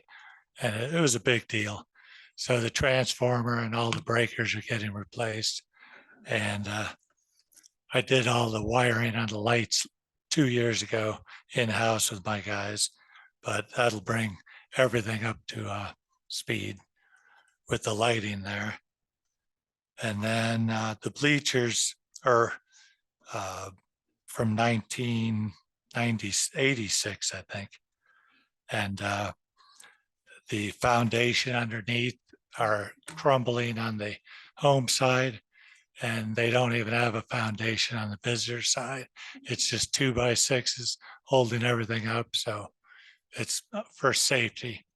We're gonna have the company shore everything up and redo the whole foundation underneath, and then get rid of all the rocks that were put under there to keep people out 12 years ago or something. Just a terrible idea to keep people out, but we can't get under there to clean or do anything else. And then a fence around the bleachers.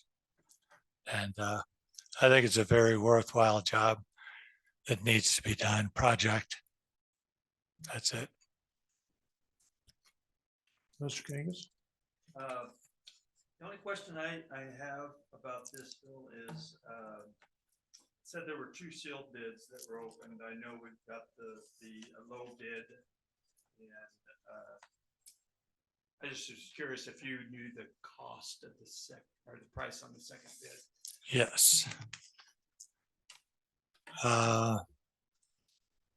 We had a base bid of 904,100 and add alternative 350,000. So we're saving around 150,000 from the first bid, the lowest bid. It's on the back of it. Oh, it's on the back. Yeah. Sorry. Okay. But I appreciate your help. Thank you very much. I'll say you weren't here 12 years ago. No. Ms. Gilkerson.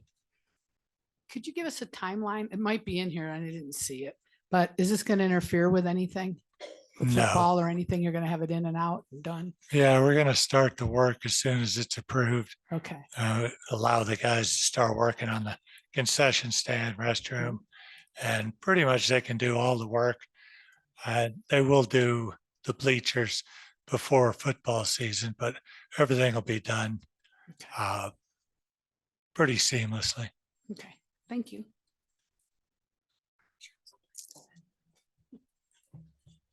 Ms. Wagstaff. I know that the stadium is used for other sports at this season. Track is in there.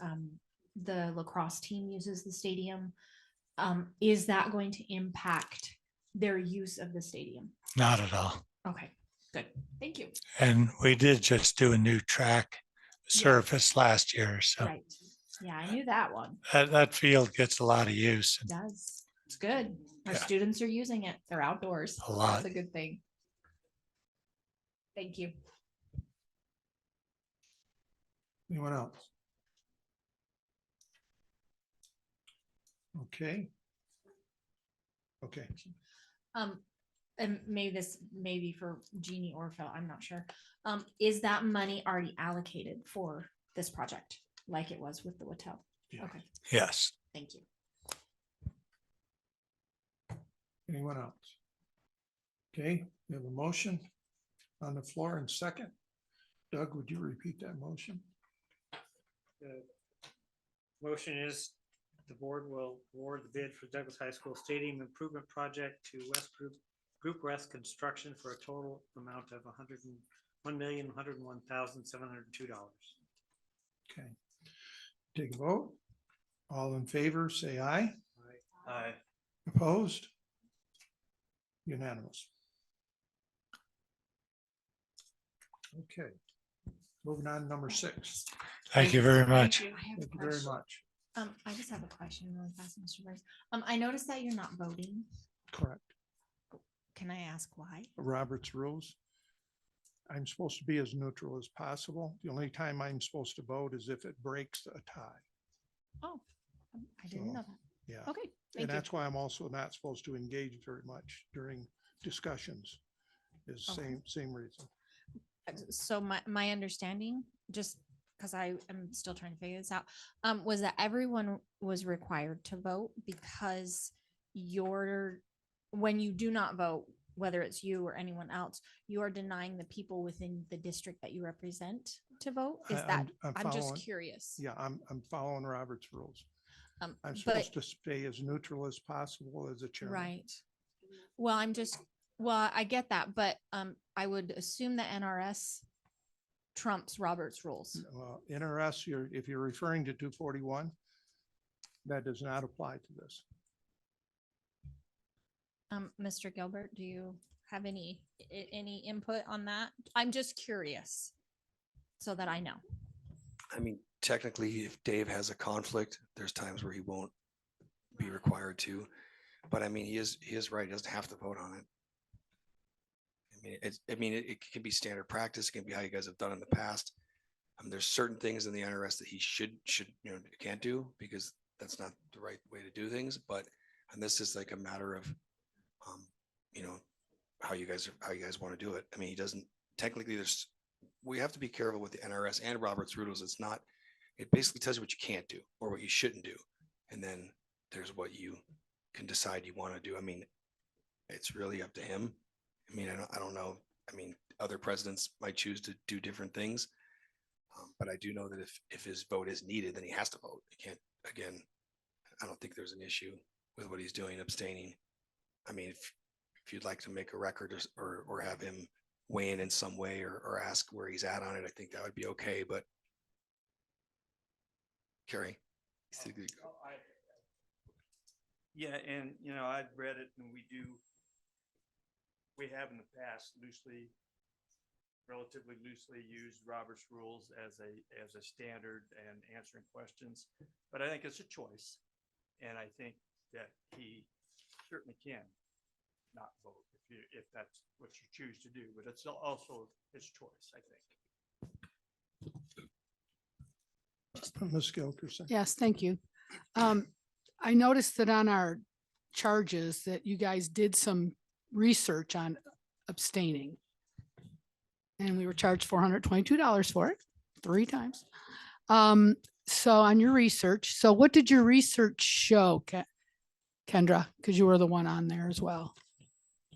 Can you enlighten us? Thank you. So I will point out that I am billing at a very reduced rate. I am able to bill about $400 an hour for my private services. So I am not billing that to Douglas County School District. I'm a licensed attorney. Thank you. But there was some questions and I'm not certain where they came from, but I believe it was an email from the public actually that had questions over an abstention.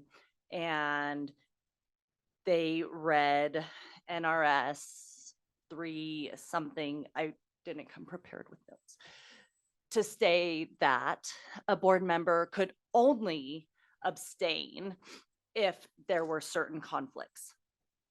That is not the way we read the statute. A board member must abstain for certain conflicts such as financial benefit, et cetera, and disclose the reason for that abstention.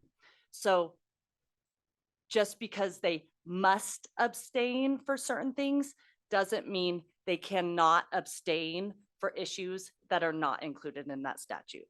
Does that answer your question?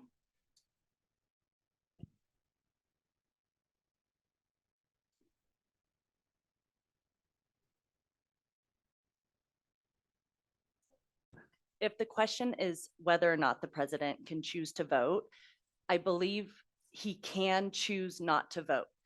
Robert's small board rules states that a president may vote, And then there's rules for a larger board where a president normally does not vote unless it's to break a tie. So that is the explanation for that. So I have another comment that Yvonne brought up, and I'm not sure. Kendra, this is to you. So what it's under in NRS, we're representing a certain area. And when we don't vote or abstain, then we're not representing the public, right? We are here as an elected board member, and we are here for the people that come and the people that voted for us. So I feel like NRS stated, and I looked at it, it didn't state that you had to vote. Only if you had a conflict, you cannot vote. Do you have the statute number in front of you? Oh, they do. Yes, I'm sure they do. You asked and you got.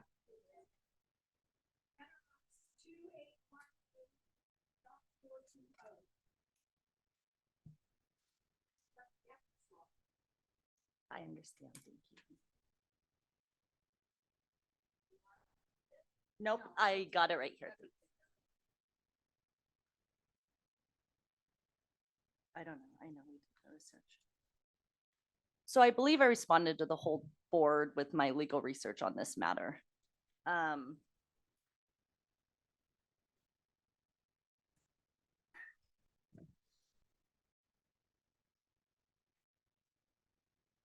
Where is it? Kendra, I don't remember getting anything. Okay. 281. Oh, did you say?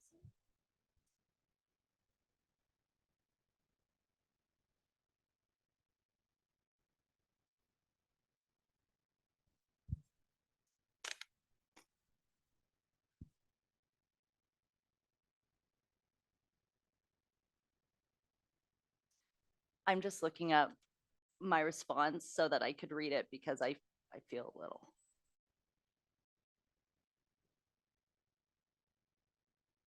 I appreciate you looking it up. Thank you. And I apologize for putting you on the spot. Was not intentional. Okay.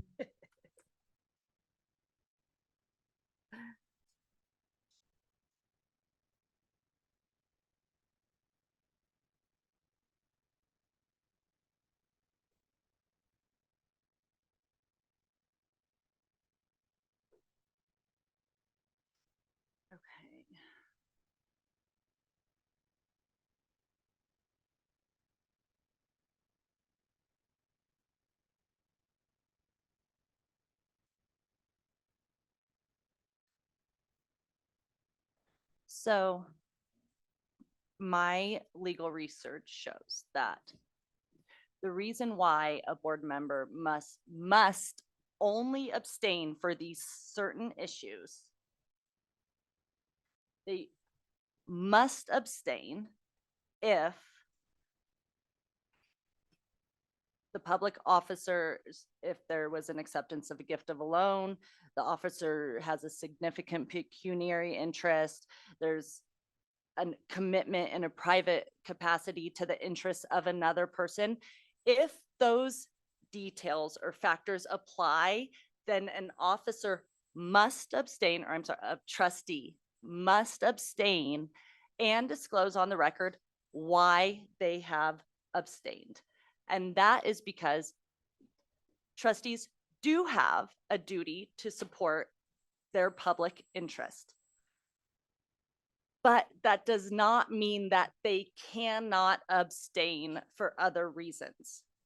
They must abstain for those reasons, but it does not say that they cannot abstain for any other reason. And that is what the statute says. So I'm not saying that you don't have a duty to vote and support your public, but the statute does not say what certain people believe it does, in that you cannot abstain for any other reason. I haven't found a statute that says you cannot abstain. Also, Robert's rules does not say you cannot abstain for other reasons. And I don't believe any of the policies and bylaws say that you cannot abstain. So my reading of Robert's rules in conjunction with everything else is conflicting. Small board rules says a president can vote. Large board rules says a president may choose not to vote. So I don't have an answer for you, except that the statute does not say that he cannot abstain for any reason except the reasons I just read.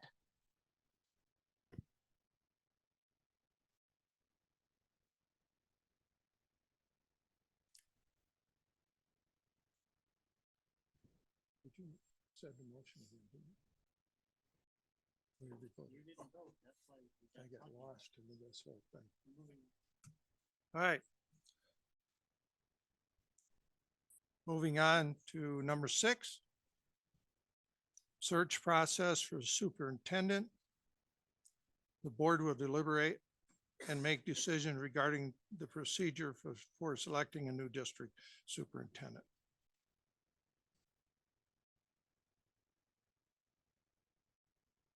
Is there a motion? I would like to make a motion. Okay.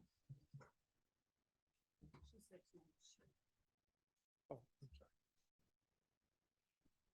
sorry. Recently, I had a conversation with Jeannie, and she shared with me that after careful consideration and spending 4 months on the job as superintendent, she is interested in continuing as the superintendent position. She came to us willing to balance 2 very high-level stressful positions, both of which she is doing very well. Imagine how much more amazing she could do working only as our superintendent. She is doing an exemplary job. She has always been fair and has a very calm demeanor. She is already very familiar with the position and its many challenges. She has the all-important relationships with teachers and staff necessary to lead well. In the past year, morale has hit an all-time low within our district. She has been on the front lines and has the skills necessary to be able to repair important relationships. Most importantly, she knows what our district needs. She knows how we do things here in Douglas County, and we already know that what we have in her. So why would we want her? Why would we not want her and her ability to hit the ground running? So in lieu of continuing with the superintendent process and search, I would like to make a motion to appoint Jeannie Dwyer as our next superintendent. I'll second that. Discussion?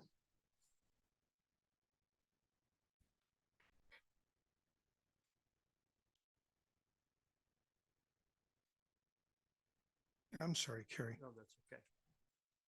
Okay, obviously that information was shared with me that she had a desire to stay on as our superintendent. And I think Ms. Dwyer would be an excellent choice for superintendent. She has done a great job as acting superintendent, still performing her duties as an inclusive education director and plus taking on now the director of human resources duties. I agreed that, imagine what is possible with less responsibilities in those other areas. She's respected, she's a strong decision maker, and she has an even temperament. She is known throughout the district. She could help stop some of the bleeding of our employees and assist in the healing of our distrust of the employees and stakeholders in our community. She already knows the dynamics and the mood our district is experiencing and has grown in the knowledge it takes to run our district. She has proven daily since she was appointed as our acting superintendent. Hiring her as superintendent would save a great deal of time and money and be an excellent choice in my opinion. Yes, Catherine. Was that sent out to all of us? Oh, just them? Nothing was sent. Oh, no, I didn't know. I didn't know that because I would have loved to have known that. Well, now you do. Now I do. No, Yeah, I had do now. Conversations with a couple members. okay, 'cause I've and asked you obviously before. Some told others, so. Okay, I all think right. that's how that came Okay, about. because you're a candidate. I just kind of thought, well, that would be neat to know. Thank you, Jeannie. Jeannie, so do you feel you're up for this? Do you feel like this is something that, I mean, you're obviously doing it now, but you're going to have to continue doing an ad infinitum at this point.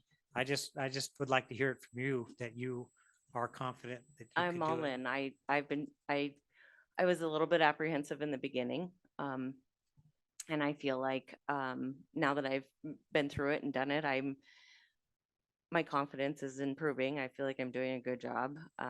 Considering all the other things, I hate to put this out into the universe, but how much harder can it get? So I feel like I can keep doing this, and I am doing it, and I am doing a good job, and I love this county, and I want to do the work moving forward. Okay, I have seen you work. I've heard from Dave that you guys work together well. I think you work together well with Joey, so I would be supportive of it.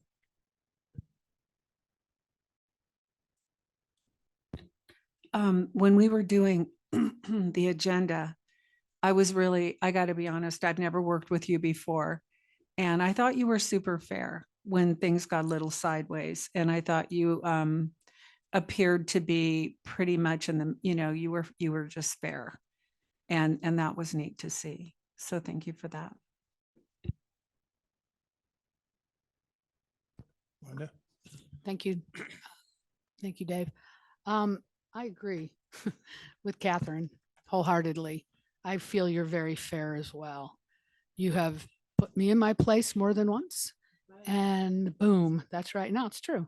And yeah, I have trust in you, and I have faith in you, and we are short-staffed, and it's going to be really hard. We need somebody now, yesterday, really.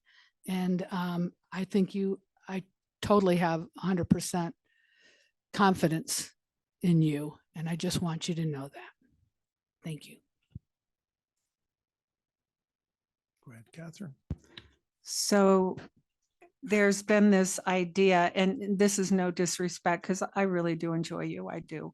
That, oh, it's no hurry. Let's take time. Let's go through everybody. And now all of a sudden it's a hurry. You know what I mean? And I don't disagree with that, but I just need to sit on this, but thank you.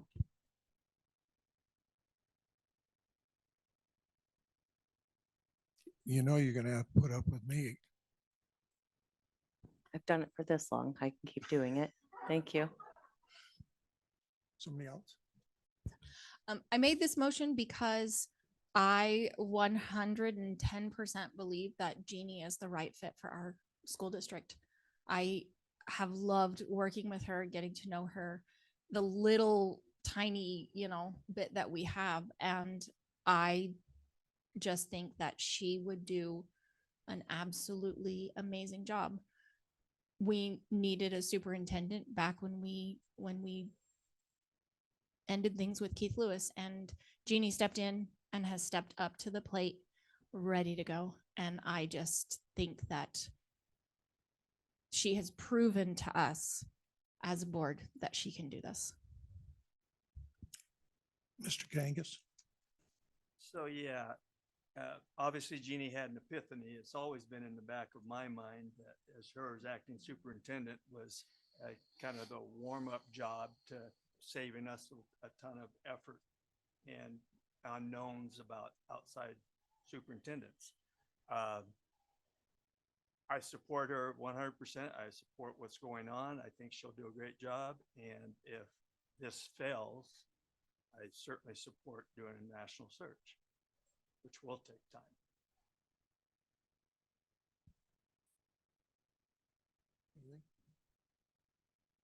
Go ahead, Catherine. Jeannie, this is a lot to put on you. And I know it's been 4 months and you have been crushing it for sure. But going forward, that's a lot to have on anyone's plate. do you plan on having somebody take over inclusive education so you can wholly focus on being a superintendent full, you know? Yes, that would be the plan. If I was in the superintendent position permanently, that would vacate my position as the executive director of inclusive education. And I know you love that. That's why I'm just asking. I do love that, but I've been involved. I'll still be involved. As part of the superintendent, I get to be involved in every single department. So I think that actually what I've learned in my life in inclusive education will help me be a better superintendent. Okay, thank you. Anyone else? Okay, we have a motion on the floor and seconded that we hire Mrs. Dwyer as the superintendent. Take a vote. All in favor, raise your hand. Aye. All right, all opposed. Okay, we have 5 and 2 abstain. 5-4, I'm sorry, 5-4 for it. 5 5-4 in favor. in favor. Thank you. Congratulations, Thank you. Jeannie. Congratulations.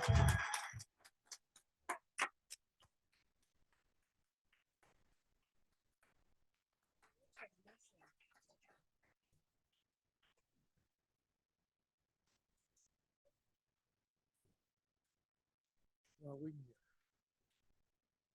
Yeah, we can. We'll have to do a contract. So I have to get with him to do a contract. So.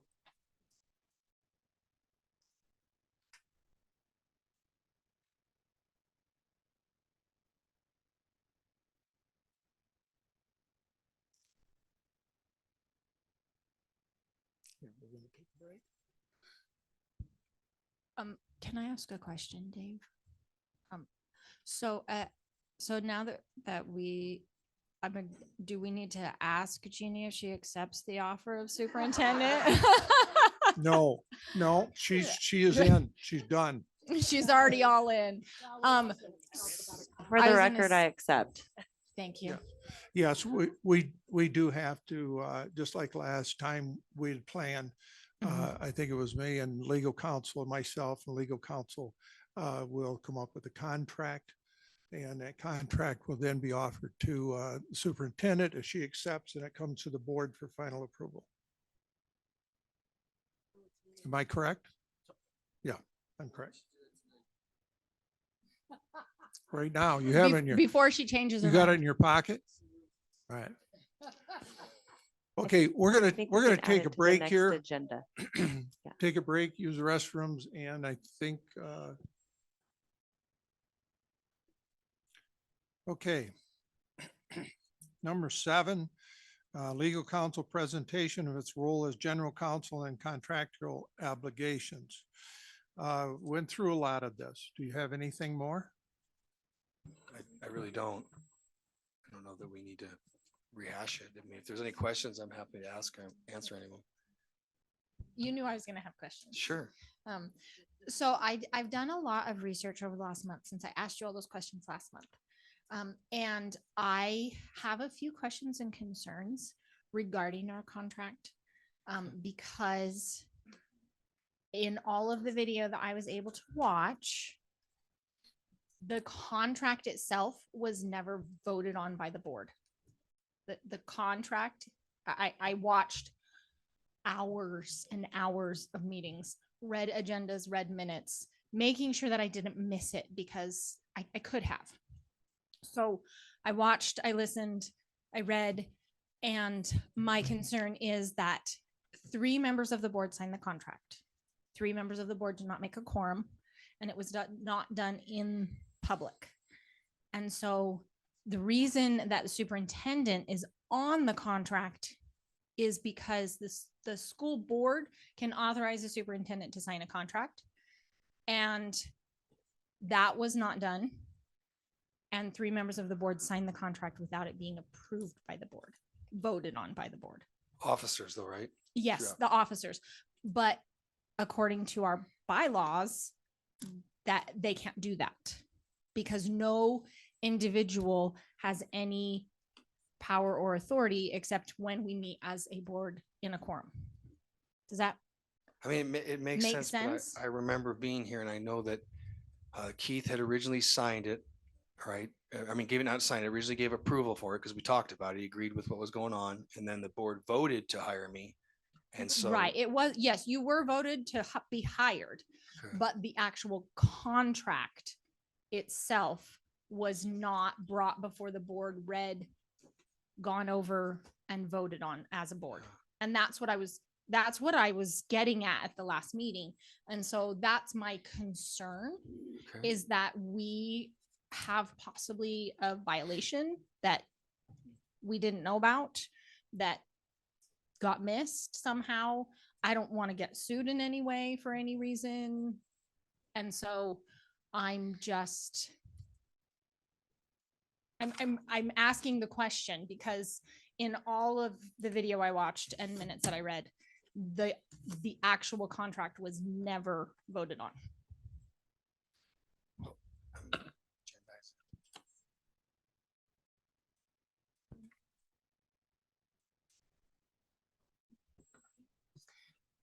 So we were prepared for information only.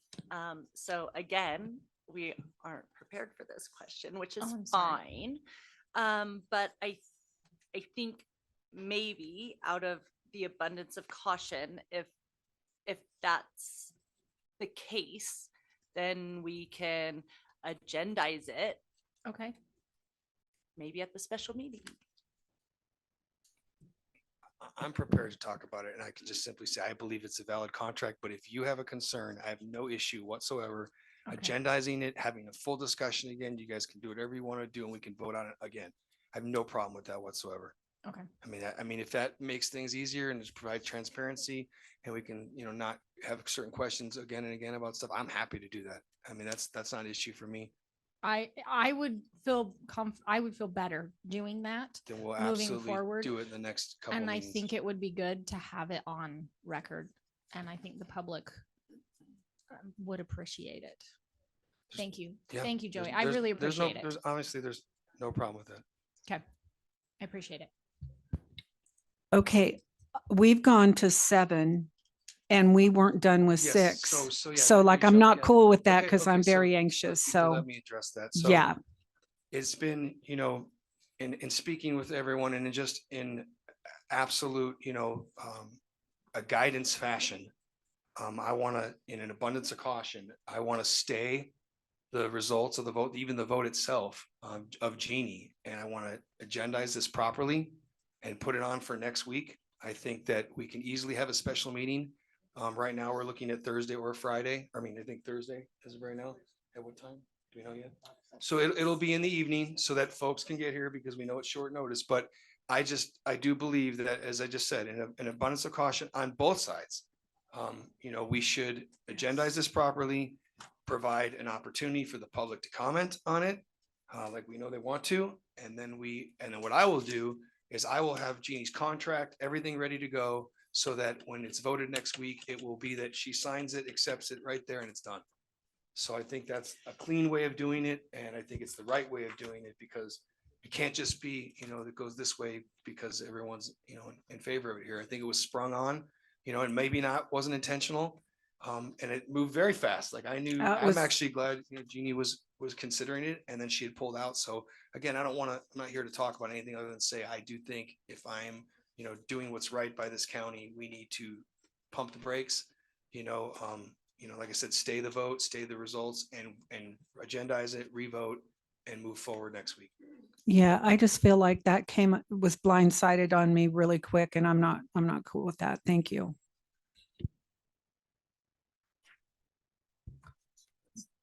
Thank you, Mr. Gilbert. Yeah, I don't think anything else needs to be addressed on agenda item 6 then, right? So we're good. We're good with that. And 7, I think we've addressed 7. I do want to say that we have the contract did come up a couple times where we wanted to clean it up and it just, we never got there, but we can, that's what I saw, is Yeah. that it got brought up, but it never, And Tony was in Minnesota and it then he never said, got past being brought up. And that's why I was concerned, is Sure. because it never actually got voted on. So thank you. I know, Okay. I know you're looking at me, but. Go ahead, Linda. Okay, I'd also like to say that, excuse me, that when you were hired, that was sprung on us as well. We thought we were going to an RFP and we were all told to bring people, and then all of a sudden you showed up 2 weeks later. Also, what showed up was this contract, and it was the first one that came, right? And yeah, it was this first one. And then the second contract, the one that we have today, that was changed a little bit. The first time we saw it, and Carrie knows, he's the one who spotted it. Karen was walking around getting signatures on the, on this, and it was on August 3rd. And she walked up to Doug, said, "Hey, Doug, you need to sign this." And I'm sorry, it was August 8th at the board meeting, and said, "Hey, Joey, you need to sign this." And you signed it at that meeting as well. Most of us, I didn't, I don't think Catherine did either, but we did not even see the second contract. Not only did we not get a chance to vote on it, we never saw it. It was just set in our lap. So I think to clean this up, Joey, I think we need to have an item where we can go through line by line on your contract, or maybe not line by line, but go through paragraph, because there's a lot of things in here that I feel need to be changed to your benefit though, too, not just, again, I don't want to. a lot of it was pasted I and don't want to copied. belabor this. I'm happy to do Right? whatever you guys want to do till you're Yes, satisfied with the it's the same contract. thing. Essentially, what we did is use Yes. Mop and Cox's, Yes. added some stuff to it, and Yes. turned Yeah. it in. And I think happy it's, to and redo I it. don't think it's, it doesn't look good. That's all. It's just a lot of things in here. Thank you. Sure. May I speak, Mr. Burns? Yes, go ahead. In fact, I recall you saying, "Look, I'm not going to give you 90 days to get rid of me. If you don't want me, you can get rid of me tomorrow." That's what I mean, come on now. Yep. That was kind of a nice little addition. Thank you, Joey, for that. Sure. I mean, that was confidence, right?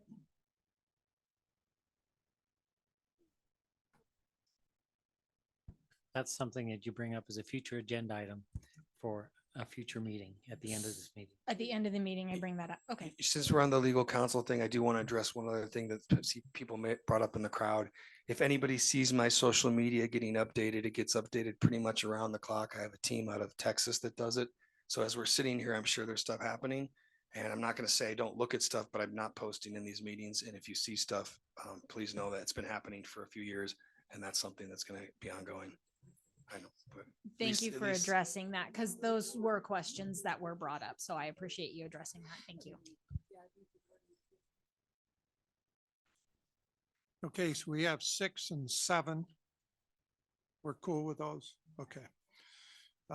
Number 8, then was brought to my attention that it is, did not have in there for discussion and for possible action. So we have to move that to next month. Number 8. Okay.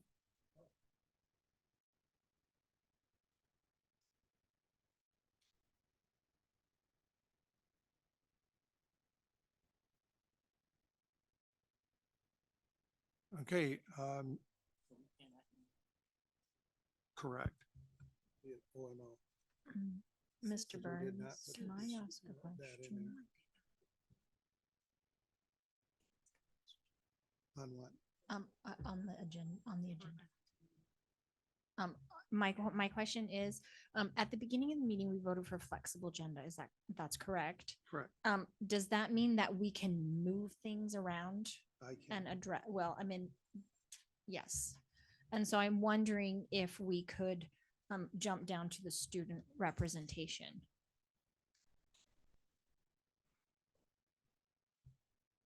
no, we're only 3 away from that. Okay. I was So just number asking. 9, is information and discussion, no vote on it. Right? Yeah. For 9, information only, and that will be the superintendent. Jeannie.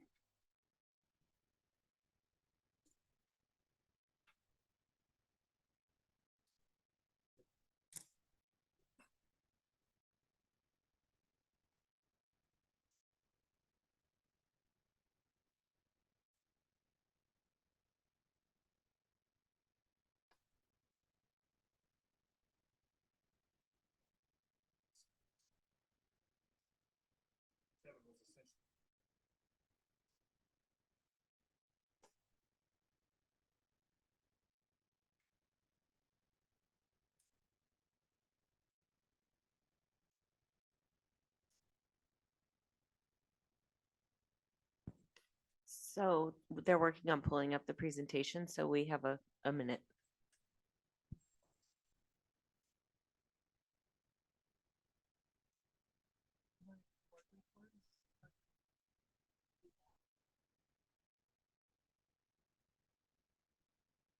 Okay, we'll come back to 9.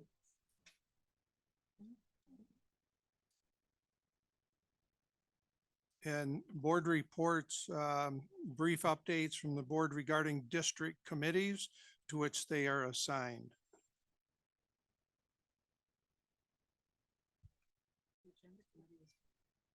Jerry? Yeah, and again, we didn't do this the last time, so I believe at least the DPAC was even prior to the last board meeting, but did attend a DPAC meeting and had a session, a breakout session around the EPIC model of our schools, and it's empowered learners, prepared learners, inspired learners, and connected learners. And so we just brainstormed ideas with a group of people there of any way to improve the marketing of this and the understanding of what this is doing for our students. And beyond that, there was a school safety meeting. Unfortunately, I couldn't attend. I do know something about it, and I think Linda could probably do some more justice to it. But there was a presentation by Jeff Kay of School Safety Company. He's a nationwide guy that is ex-military, ex-police, and it was about SB 294 and the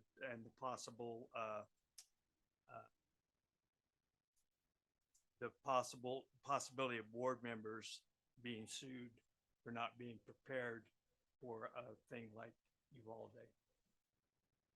And that's all I've got.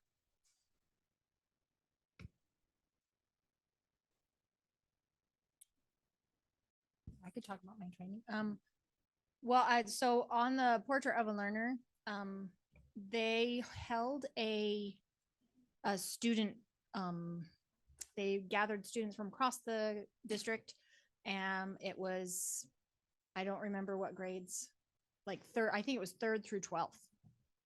And they put them in groups and they had them do all sorts of fun things. And I don't know, it was mentioned that it was going to be happening. I don't know as a school board member if I was supposed to go or not, but I did pop in.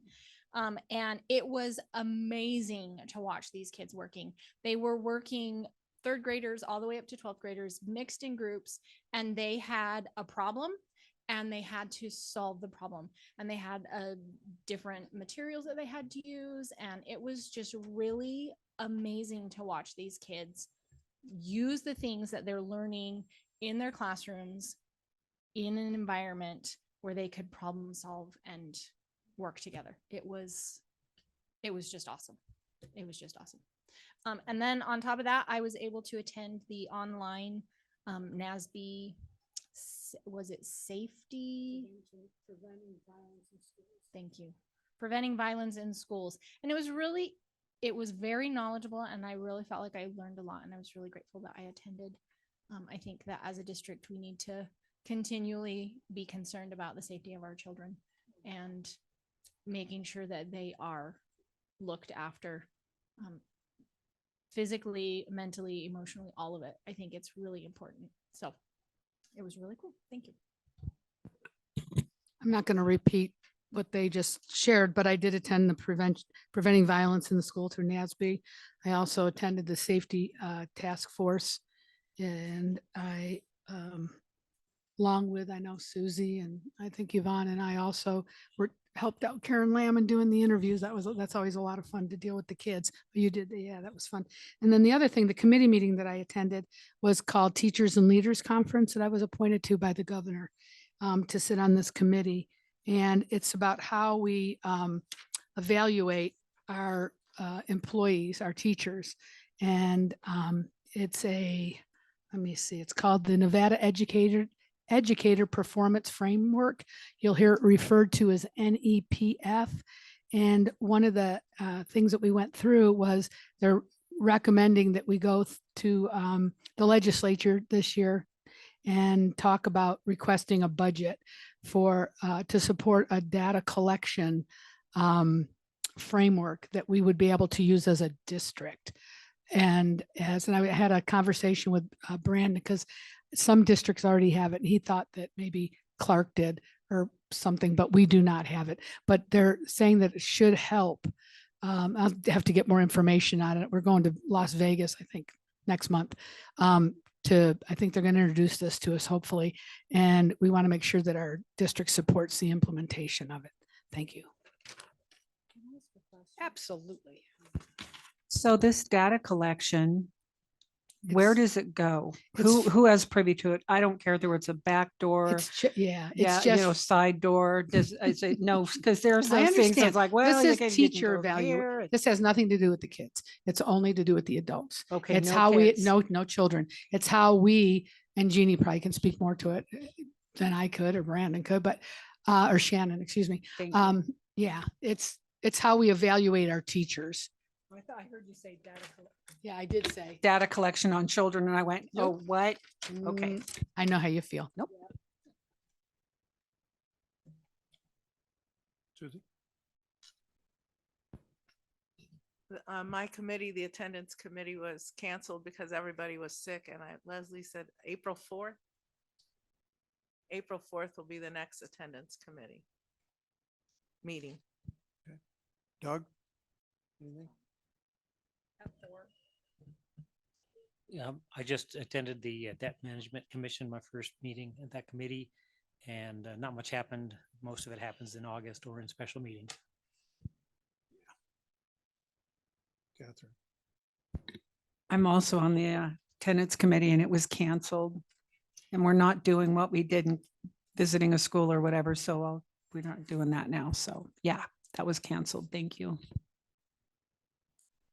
I was down in Las Vegas for the president's meeting down there, and it's quite interesting because you hear a lot of the different school districts that are there. You hear from the superintendents what's going on in their schools.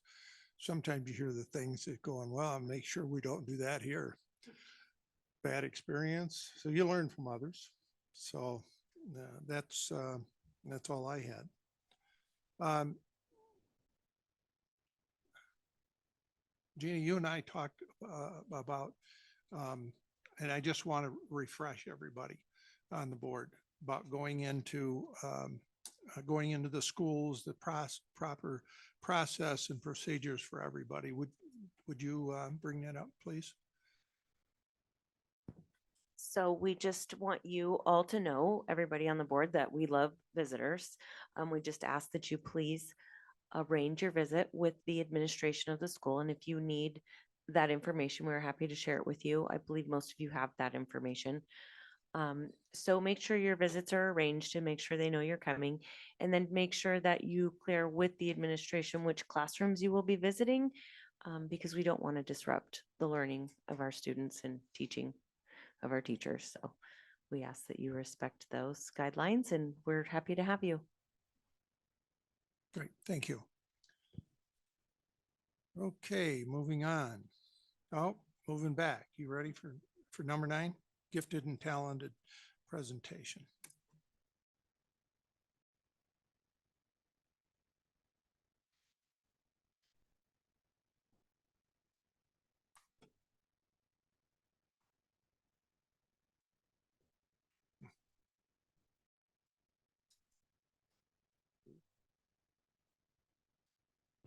Could you please move a slide? Thank you. So our gifted and talented programming has really grown over the last year. Last year, we had about 35 students receiving services from one teacher from our gifted and talented program. And right now we are up to 112 students, grades 2 through 6. And the schools that we serve are listed. Students ages 7 through 12 participate in honors or AP classes, and that's how we extend their learning. So our program objectives are really to focus on meeting unique academic and social needs of students that are gifted and talented. We really want to work on them creating relationships and building skills to grow. Oftentimes, our students who are gifted sit in their board or their behavior problems because they're not enriched, and so that's the point of the program. So there's a NAC, if you're interested. We talk about the NAC all the time, so I thought I would throw that up there so you could read about the legal requirements of gifted and talented programming. So in the spring of every year, we screen every single second grader in our district. And then sometimes students don't do well on that screener. And we've had cases where we have a school psychologist do some cognitive testing. We look at MAP assessments, and then there's a rubric, which is attached to your packet, your slide. It's the very last document, and that's the rubric that we follow. So in order to be eligible for GT eligibility, which is the rubric, there are factors that we must consider. So we look at percentile rank for cognitive scores, or MAP, sorry, achievement. I think that's the first one. Oh no, first one's IQ, I'm sorry. And so there's a number of points that a student would receive. And the points are based on their percentile rank on their testing. And so the second factor would be the achievement. So those would be the MAP scores that we would look at. And then factor 3 would be other considerations. And you can see on the form that we look at under identified populations, free and reduced lunch, English language learners, parent recommendation, teacher recommendations, homelessness, foster care, and if they have special education needs through a 504 or an IEP. And so the student must earn 15 points or more to qualify for GT services. So these are our demographics. You can read those.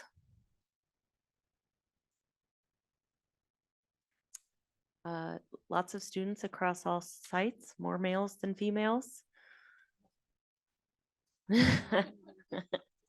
Linda says that must be a mistake for those of you who couldn't hear her.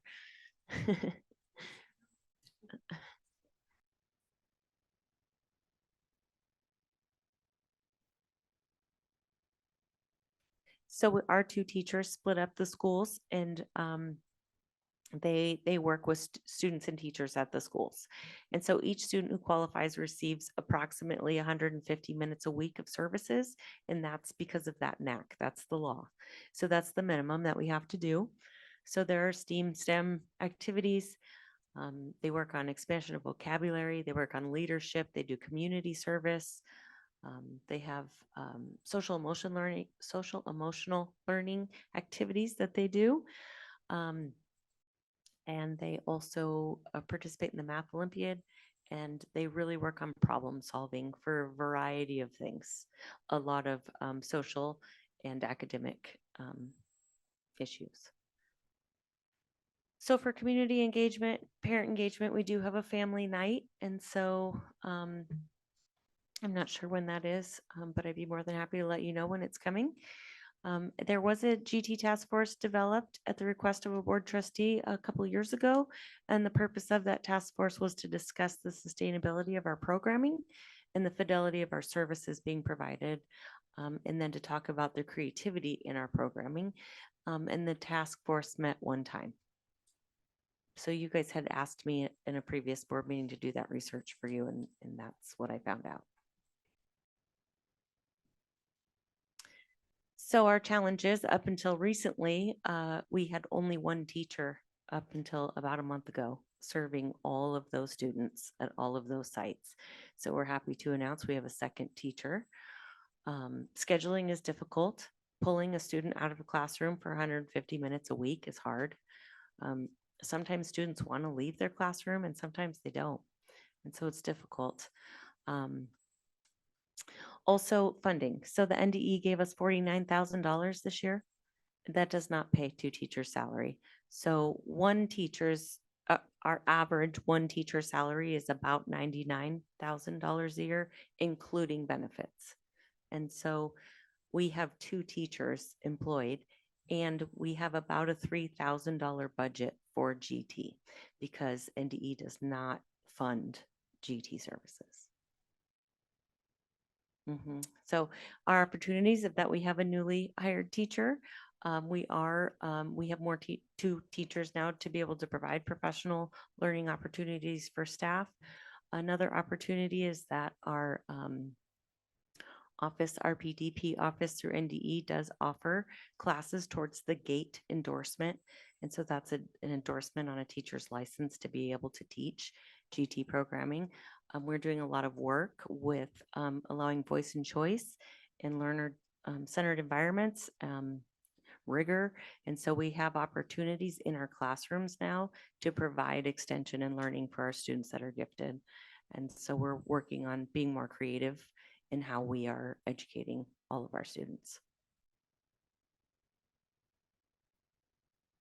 Is that it? Well, that's it. Questions? Yes. Oh gosh.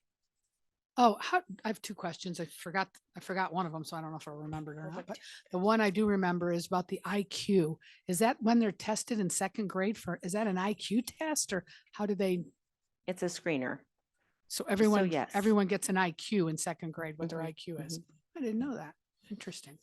And It's then not a full scale IQ. Right. It's a screener and they look Right. at the percentile score. Right. So if there's a question, and we've had it happen where parents have contacted us and said, my child did not know what they were doing. They really need a full eval. We'll do a full evaluation. Right. I think most parents think their kids are smarter. I thought mine were, but they weren't. Anyway, they were just average. Anyways, you said something else at the end and I had a question about it, but I can't remember. So I'll think of it.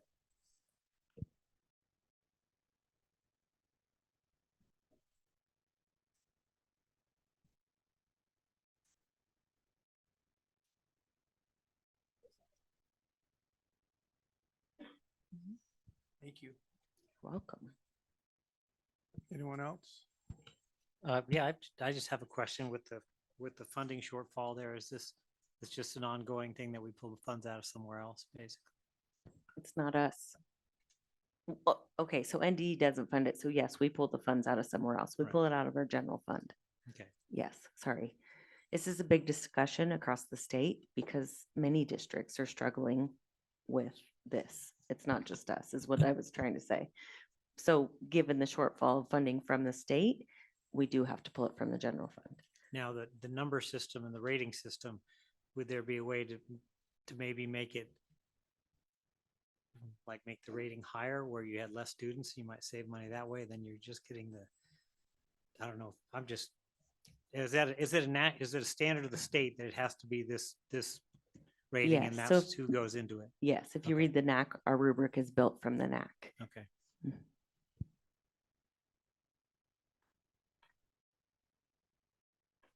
Good question. Yeah. Go ahead. So the state sets the guidelines. They give you a minimal budget and tell you still have to meet those guidelines. Is that correct? Yes. And that's what everyone is trying to address that issue. It's an unfunded mandate. Seems to be normal. Thank you. Linda? Thank you. Funding mandates. You mentioned something about them being able to do GT things in their classroom with their voice and choice.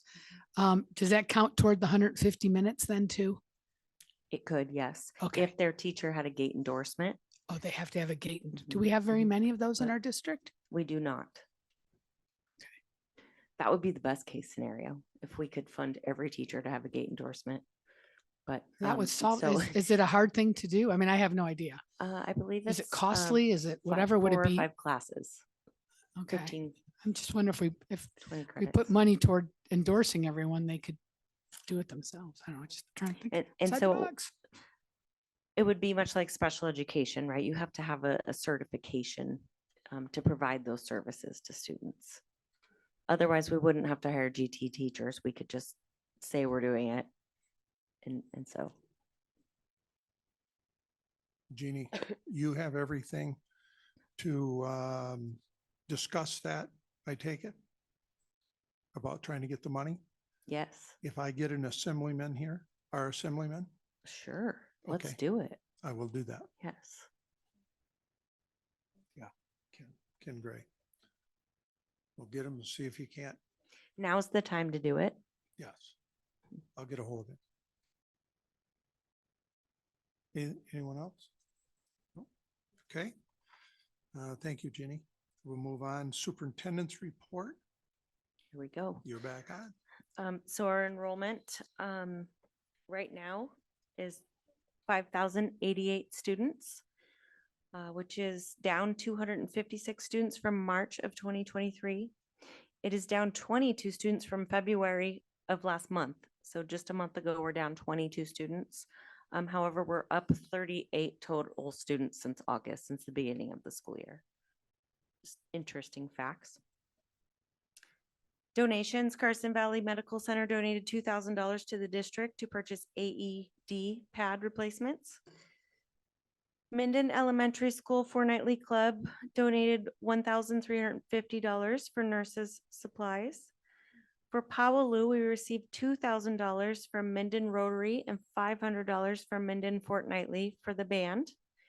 Also at Powaloo, we received $1,000 from Ben Johnson and $500 from the 2030 Club for wrestling.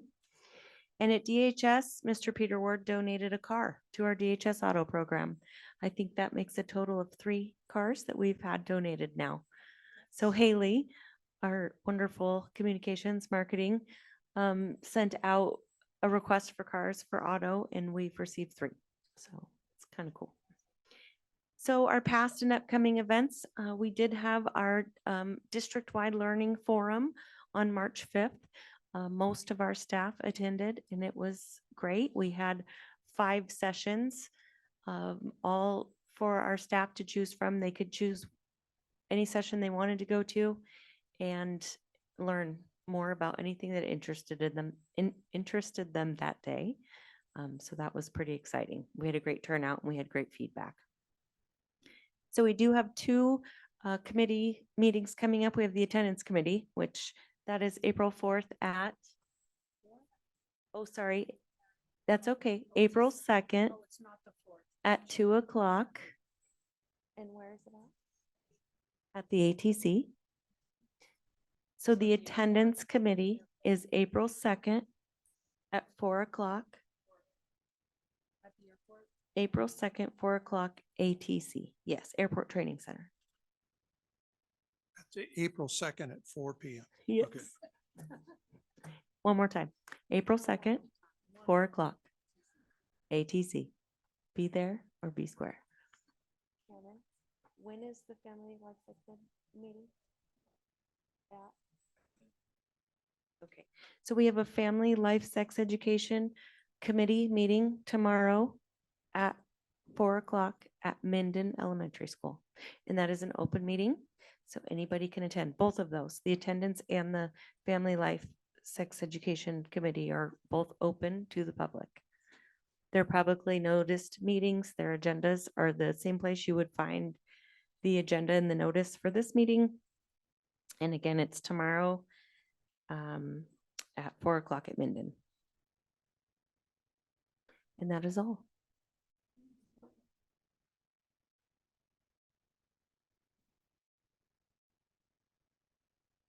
Oh, I'm so sorry. Yes, thank you. Linda just reminded me. I did also, for donations, I wanted to recognize the Carson Valley Inn for donating rooms for our superintendent candidates. They were so nice to give rooms to the 2 gentlemen that came and interviewed. And so we thank them for that. That was helpful. Okay. Moving on. Number 12, student representative for board meetings. Susan? I'd like to make a motion to postpone this agenda item until January, since we know that there are going to be a lot of changes. Those changes include a new superintendent and a new board. Also, at the present school board meetings are far too long and contentious for a student. I do think it's a good idea to have a student. Quiet. I do think it's a good idea to have a student speak for 15 minutes at the beginning of public comment at each meeting, different students at each meeting. Thank you. I'll second that. Been a motion and seconded. Discussion. Okay, may I speak? President, You have first, if you want to speak. Well, as a lifetime teacher, I just think that it's not the right place to have a student on the board. I do want students to be in the meeting. I do want to hear them speak. I'd like to have a student, a different student every time speak at the beginning. And I also wonder why there hasn't been a student on the board and it was never brought up till we were elected. Linda and Carrie were on the board for 8 years and there was never a student on the board then. I just wonder why.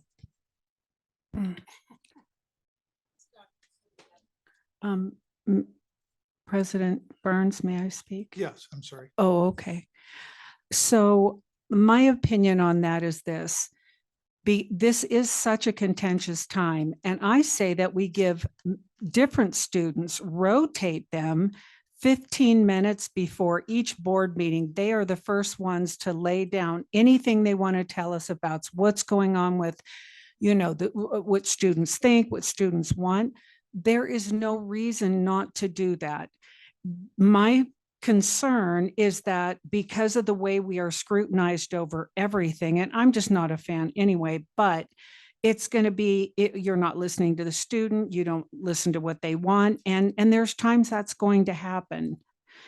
So to have students rotate, if we want students' opinions and not just one, I think have them cut 15 minutes at the beginning of a meeting, tell us everything that's going on and what we can do for you.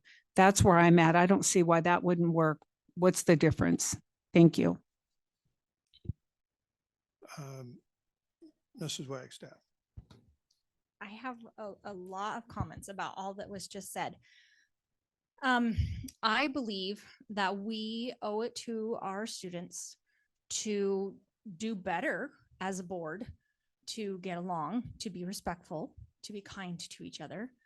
And I think this is a great opportunity to show the community that we care about our kids, to have them involved in this democratic process. I think that I like the idea of rotating. I think we could have a sign-up sheet that it could be any student that has good grades, that is in good conduct, has not been in trouble. I think we owe it to them to listen to them. I've learned more from my kids and from students at school than I ever thought possible. As adults, we kind of get set in our ways and we forget that we can learn. And I think the youth today have amazing skills. I had an amazing opportunity when we did the mock interviews at the high school.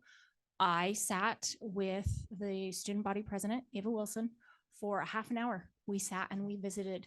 We talked about all sorts of different issues that are plaguing our schools right now. And I loved that she was willing to talk to me. And I'm so grateful for that. I really think that, we can easily put together a packet that the student receives at the beginning of the month. They can reach out to us, they can ask questions. And I think that it would be so important to show our community that we are listening to our students, and what our students are asking is to be a voice on this board, not a voting member, but a voice. And I know, Catherine, last time you brought up the issue of, well, then we open it up to parents and we open it up to teachers. Well, so here's how I address that issue. If a parent wants to be a sitting member on the board, then they run for office. We have 4 seats open. If they want to run, they can run. Our superintendent is the voice for the teachers. We have, and a teacher, if they want to, they can run for the board. They can't work in the district and be on the board, but they could. So I don't think that is an issue. And so by putting this off, we're telling our community and our students, that they're not as important as we want them to be. May I speak, President Burns? If she's done. Yeah. May I say something? Okay. So again, I am not disrespecting anybody, and let's go back to just students that are just doing fantastic. If we want to hear from all students, you know what? I'd like to kind of hear from some that are going through it too. I'd like to hear from troubled students as well. I think it's collective. Thank you on that.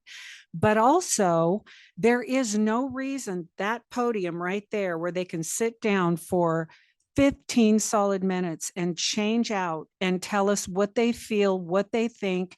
That to me, what I don't get this, why it has to be on the board thing, because the downside, and we've seen it. My goodness, if we say one thing, I mean, we're grown.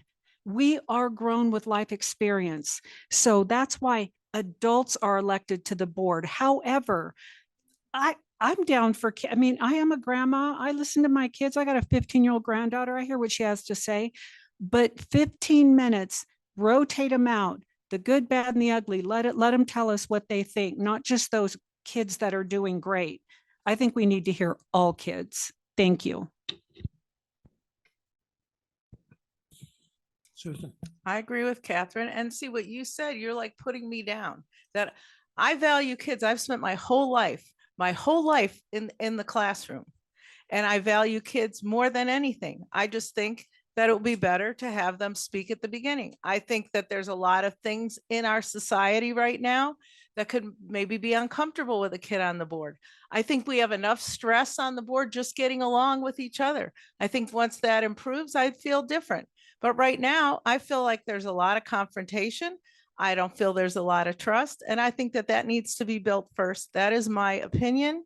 I respect everybody else's opinion, but my opinion is, and I'm doing this just for the kids. The only reason I ran for school board is because I love being a teacher. That was truly my superpower. And I'm happy when I'm sitting on the floor in Minden Elementary in Maddie's class, reading with the kids. But that's different than this. Let's do that for a couple months, see how it goes. If that goes well and we start doing better as a board, then maybe I want to do it in increments. Let's not just go from 0 to 100. I'm not ready for that, but I would be willing to make a start of having 15 minutes, a bunch of different kids. Let's see how it goes.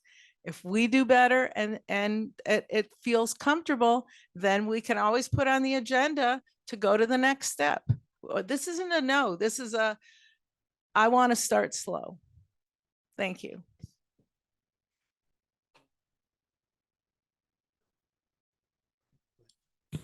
Thank you. You know, Ms. Jansen, you just said to Excuse me. Yvonne, Excuse me. yes, Linda, please do not use names when you're calling them out. she address- just said that to I- her. I just said to her with it too. Okay, Right now, I'm that's just okay. saying, please Okay, refrain from that. okay, okay. Address the issue, Okay. but not call. But it. I'm feeling that well, I am going to say someone was very accusing toward me just a minute ago when they said that we never put a kid on the board and all of that.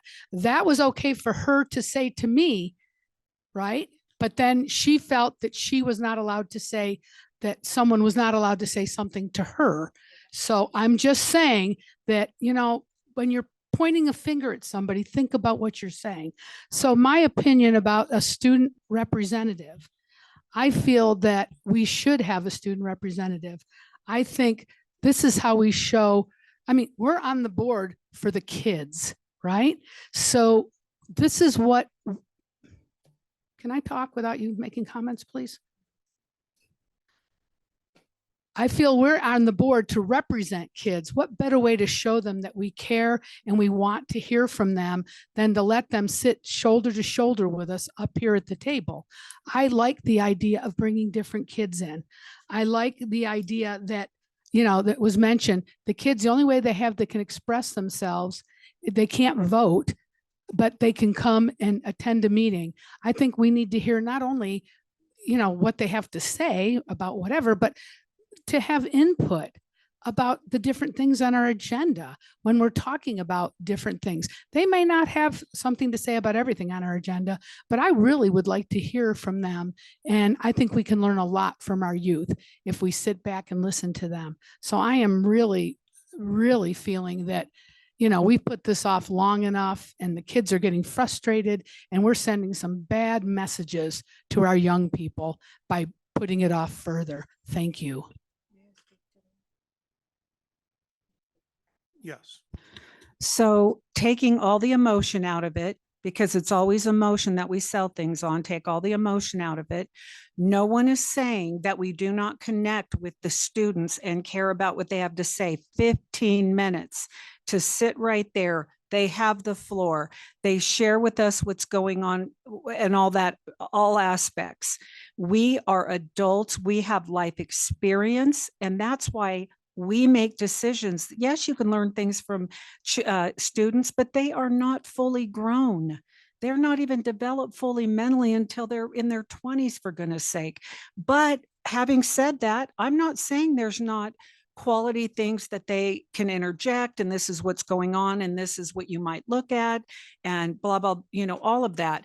But there's no good reason during this time on this board that we can't do that, because we're not denying anybody anything, and rotate students through so that whether it's the isolated kids that are kind of whatever, or it's the ones that are really doing great, or it's the ones that play sports or whatever, it's that you have a variety of kids talking to us.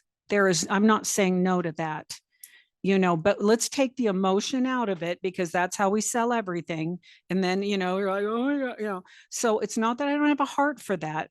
I am a grandma, but I'm realistic about this. And I think baby steps are, I think this, yeah. So that's, thank you.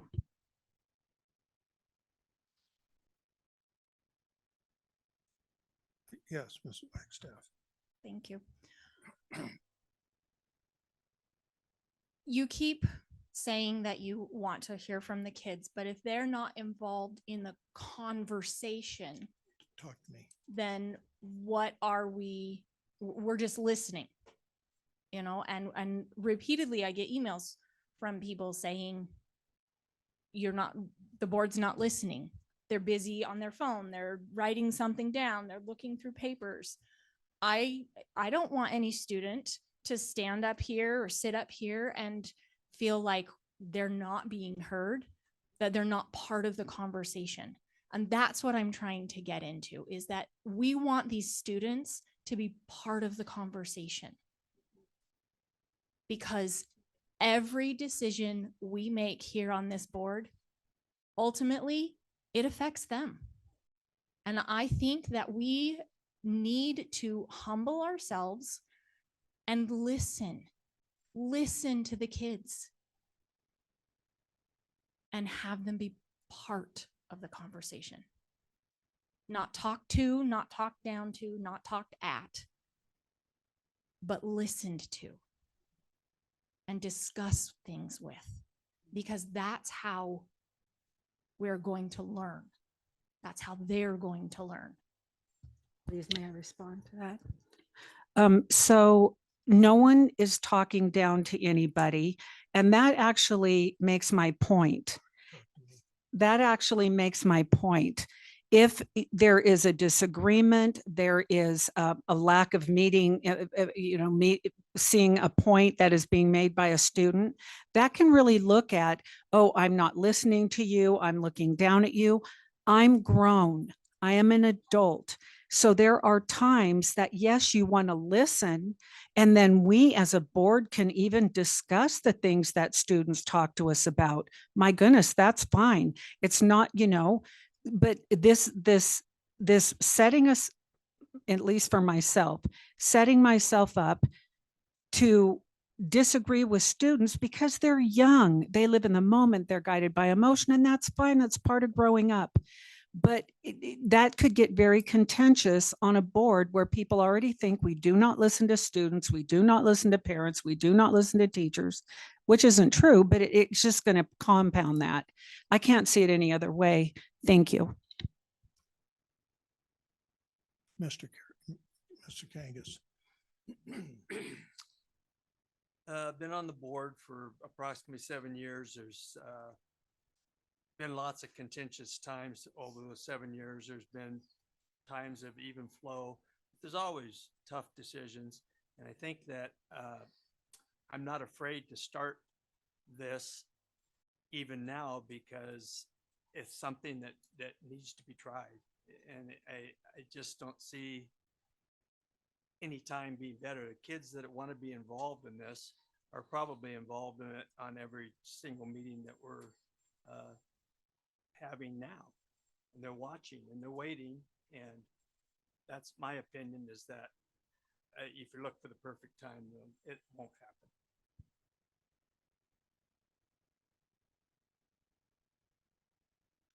Mrs. Gilkerson. Thank you, Mr. Burns. You know, it was said that a student gets to talk to us and then we get to talk about what they've said. That's really not a conversation. A conversation is where they're sitting and we're talking, we're having a conversation. We're talking back and forth. They're not talking at us. We're not talking at them. We are sitting here and we are having a conversation. You know, the saddest part of all this is the kids want to be here and want to do this. Really, this breaks my heart. They're asking for this. And now we're telling them, sorry, no, we don't want you. I want them. I want them at the next meeting. In fact, I'd like to see this happen right away because they have waited patiently very long and they shouldn't have to wait anymore. Thank you. Mr. Burns, may I speak to that? Really? Yes. Okay, thank you. Nobody is saying we don't want you. See, that's emotion. No, no one's saying we don't want you. No. Remember, don't talk. Yeah. So what I'm saying is that you've got 15 minutes to sit there and explain what you're thinking, what you're feeling, what's going on, what are things you'd like to see done, what are things that, you know, whatever their thoughts are. That's giving that information. We are adults. There comes a point in time where, you know, yeah, there's kids that want a lot of things. I want this, so I want this. Okay, so a good compromise is to give students what they want. I don't understand the big thing why there's this pushback to give them that platform for 15 minutes, 20 minutes, a half an hour, whatever it is, to just really delve into what's going on and change them out to where you hear from those that are from broken homes, you hear from those that are achievers, you hear from all of them. Just rotate them through. I think that's a wonderful thing. That's not saying we don't care about you. That's crazy.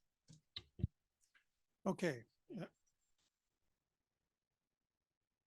Go ahead. Okay. In listening to this, I know what's going to happen here. I'm going to be right in the middle again. Students don't have enough. Some of the pros I see that I heard people mention is that students don't have another voice, is they can't vote and they can't run for office. So I appreciate that. And also students have unique experiences, but I think that's addressed by having perhaps a student speak at the beginning of the meeting. But I also heard somebody concerned about, let's bring this issue up before it gets too late because it's late for students. Well, if the student's on the board, they're going to be on the board until the meeting's over. And the meetings have been contentious, and maybe that's something that will always be the case. So I'm still mulling these things over in my mind. These are the pros and these are the cons I see. And so that's all I have to say. Okay. I've said here, I stay neutral at this, and this is one of the reasons why, is Jeannie, I want to put you on the spot, and the board's going to have to approve this, of course. The whole discussion, the board will discuss, takes possible action concerning drafting a board policy. There was no discussion about that, and that's what's on the agenda. So I'm just making a recommendation, if you would join me, that you and I sit down, actually draw up a policy, guidelines, because we have to have that. I want to, I agree with you and I would love to help you with that. And I included as a supporting document what Lyon County does, and we do not have to do what Lyon County does, but it gives us a starting point. I got a lot of things going through my head. Okay, good. So yes, we could sit down. So I believe the way it's agendized is that you would need to motion for the board president and the superintendent to develop a board policy surrounding a student representative on the board. And then you would have to vote on that, if that's what you want us to do. You'd have to amend your motion. I can't. Yep. Okay.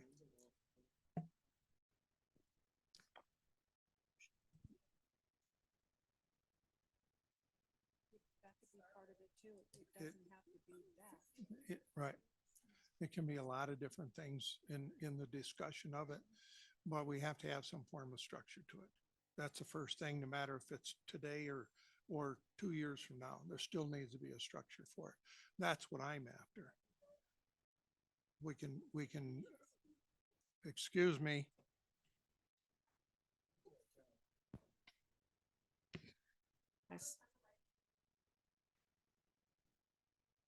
I just said there's a motion on the floor that we need to vote on. Correct. Or you can amend it. Just like you did earlier with Yvonne's motion. It can be amended.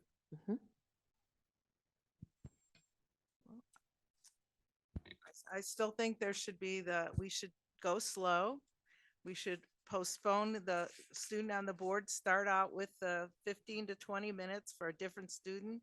And after, let's say after 3 months, we should reevaluate and re-put it back on the agenda. So let's do 3 months of the 15 to 20 minutes at the beginning of public comment for a student, and let's see how it goes. And let's see how things go with the board, and let's see how things go with the student.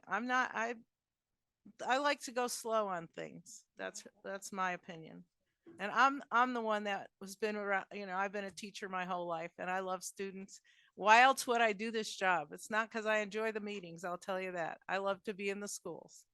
So it has nothing, I'm not against kids, and for anyone to say that I don't listen to kids and I don't love kids, obviously that person doesn't know me, but that's okay.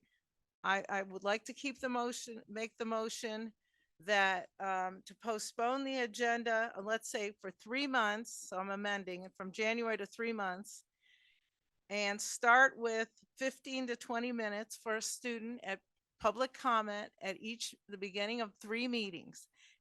On the 4th meeting, we'll have on the agenda to revisit this and vote again and see where we want to take it as a board. Is that okay for you? Kendra, did you have something? The board agenda item states, the board will discuss and take possible action concerning drafting a board policy and the student representative at board meetings. I believe the motion and vote should be either to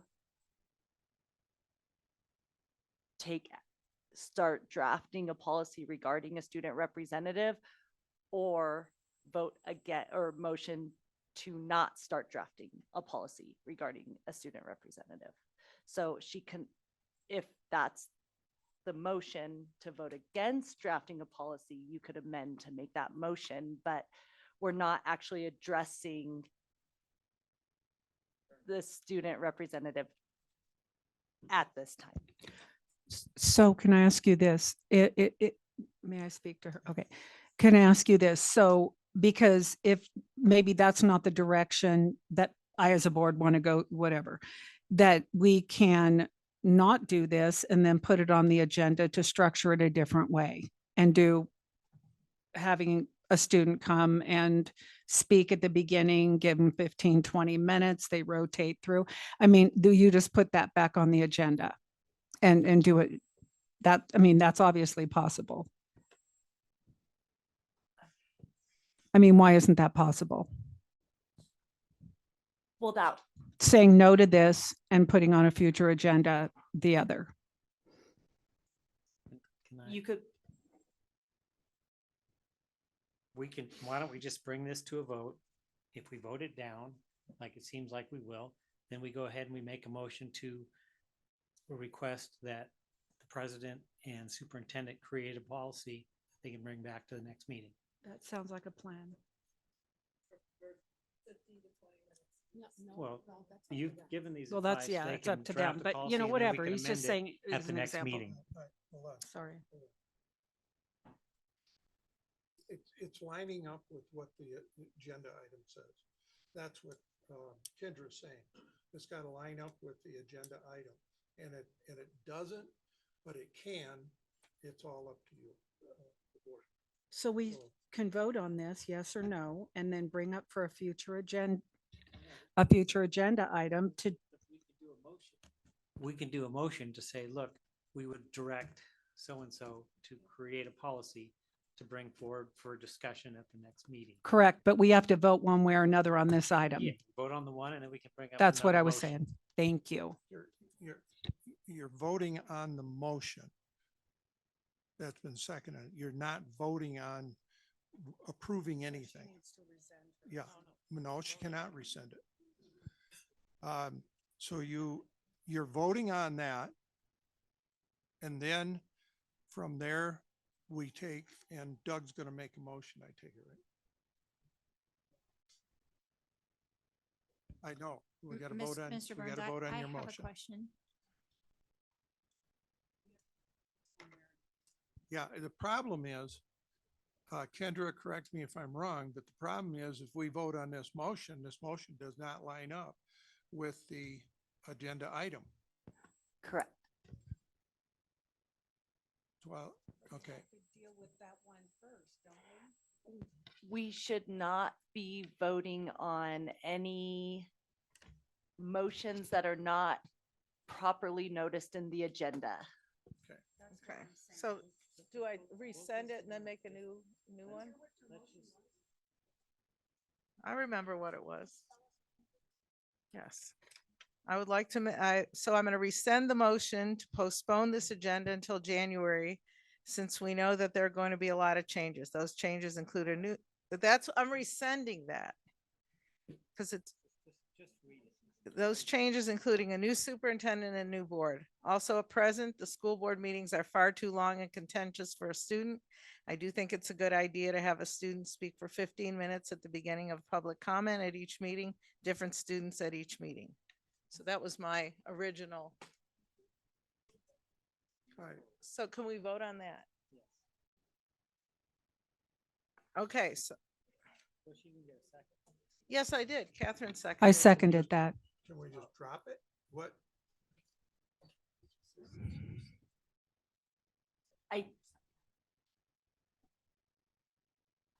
I believe it should be rescinded and then Catherine should second. Okay, so I rescinded that. Now Catherine's rescind your second. Second, or I rescind my second. Okay, so now Clean. I'll go read from this, right? Kendra, I read from. Wait a minute. You have to, it has to be about policy. I'm gonna read this. I'm reading just what Jeannie wrote here. This right here, isn't this? That's just the Lyon County policy. All we need Yeah, to no, do- no, we don't want Okay. Lyon County. No. All right. All we need to do is, if you, I don't, see, I'm getting conflicting messages. You can't rescind, we must rescind. We vote this down or whatever. I'm And listening then to legal counsel. we just bring another motion that says we direct so-and-so to create. An agenda item. No, to create, this is the agenda item, to create a draft to bring to the next meeting. So the motion's been rescinded, so there's no open motion on the floor, correct? Okay, so no. Technically, the I'm gonna just- amended motion was rescinded. Now. Now I'm ready to make Now you another. can She's making rescind the another. original motion. I thought I'm very confused. She rescinded it. Now she's Okay, restating all it. right. I'm gonna try to make a motion. You made From two this. motions. You have to rescind two motions. I did. I rescinded it and she rescinded her second. Okay. Well, we'll So call that good. just using this, right? Were there two motions on the? There was one. One motion and it was rescinded. There was I a only motion. heard her say one and I seconded one. I don't know if there was, Was there more than one motion, Mike? There was a motion. It was seconded. There was amendment, but no second. So it was never seconded. Correct. So we rescind the motion. I Now we can move rescinded forward. my second. So So then the can- amendment is dead because can- it was not a second. We've rescinded the motion and the second. Now we're back to square one. Yes. Mr. Burns. So I would like to make a motion. No, Hold she on. was in the We- process. making the She's in the motion. Oh, I'm process. sorry, you were over there talking. I'm trying to not figure About out how the to make right her wording. motion. You know what I mean? How to make it. Yeah. Yeah.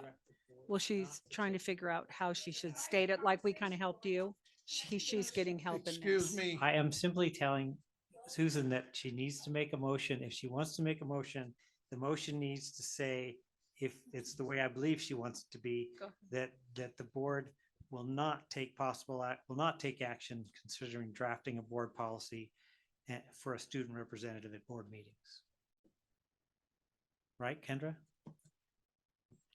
Yes. So, or you could just say, we make a motion to direct a policy for drafting, or make a motion to direct the board to direct Jeannie and Dave or whoever to make a policy for the next meeting, and then we could vote it down as the other option. Exactly.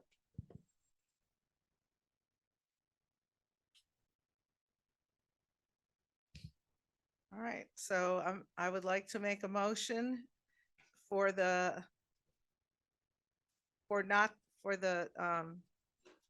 staff and president to not draft a board policy at this time and to postpone to future meeting. Is that okay? Yes. Second. I'm not clear on that.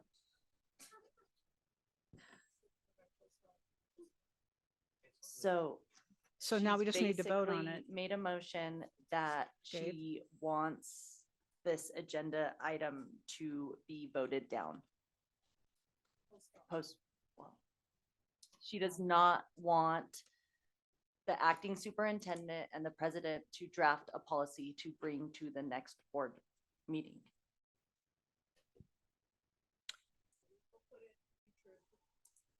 But then we can put in a future agenda item that could be a little different than what we were talking about, right? That's up to the board. Okay, Okay, that's what just, okay. this is Okay. complicated. Still gonna have a policy. So you got to figure out where you're gonna get a policy from. Dave, I don't understand. I don't understand what you're talking about. You still have, if you're voting it down completely, Yes, okay. that's what we're But doing. I'm saying if anything, even down the road, you still have to develop a policy. Well, that's fine. We'll in do order that for next to month. happen. We'll do that next month. That's what she's saying. Okay. That's fine. So can I make a statement, Mr. Burns? Just a minute, I'm trying to get clarity here. Oh, join the club. At this point, I think we're past legal advice. I think that you either vote to get together and draft the policy or you vote not to. I don't know how to further advise how to move Well, forward. you on know this. what? This is Can very, I- okay, right, can- Linda? Can I make a suggestion? Mr. Burns? Yeah, go ahead. Oh my gosh. So in order to have a student representative, whether they're sitting up here at the table or taking 15 minutes there still needs to be a policy drafted. So by you saying, we're just not even going to address that, we'll do it next month, we're putting it off one more month. Whereas if we amend that to say, or rescind and make a new motion, that the school board president and superintendent could get together and draft a policy that we will review next month, then we are at least starting the process. whether it's here or there still needs to be a policy. Okay, but no, you have to, I need to say this, Dave, or you need to. We still have to address a student representative on the board. That's the issue here. So that's what we have to deal with before you do anything else. So I don't understand why this is so Okay. complicated. It isn't to me. All right. So this is- Without overstepping, I'm sorry, No, President. go ahead. If the policy says that, and I'm not suggesting this is just some advice, the policy can say there's a student representative on the board with no voting power. The policy could say we will allow one student a month to have 15 minutes. The policy could say we will not allow a student representative, but there probably should be some policy in place. And I believe that's what you were Right. saying. That's what I'm trying to say. Oh, that I agree with. I just thought that we had to address this first, clean this up, and then move on with a future agenda item. That's what I thought. Okay, okay. That's the way it is on here, is policy first. And that's the reason why I'm bringing it. Otherwise, you're in possibility of OML, open meeting law violation. I'm not willing to go there. So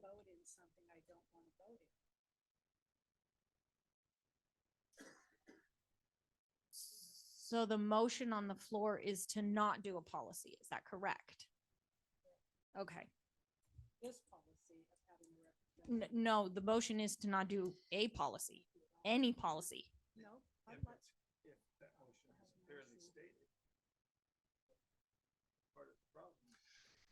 Yeah, I mean, we've been getting the cart before the horse. Right. And if you got to do this in steps, and it's not going to happen even next month, there's going to be time of working this through. And a policy is the guidelines. But we need to start that process. Yes, because we have to follow this Right. Agenda item. We have to follow what it says. If you don't follow what it says, you're going to get in trouble. I agree. I agree. Okay, I just asked Kendra if she would help me to do, to do a, motion. Well, that'll be legal. Sure. Okay. I'm good I with I that. just want to make Well- sure I'm not voting this in We already 12. have a motion That's on all the I'm floor. saying. You're not voting 12. I want to make that clear. I'm not voting for 12. No.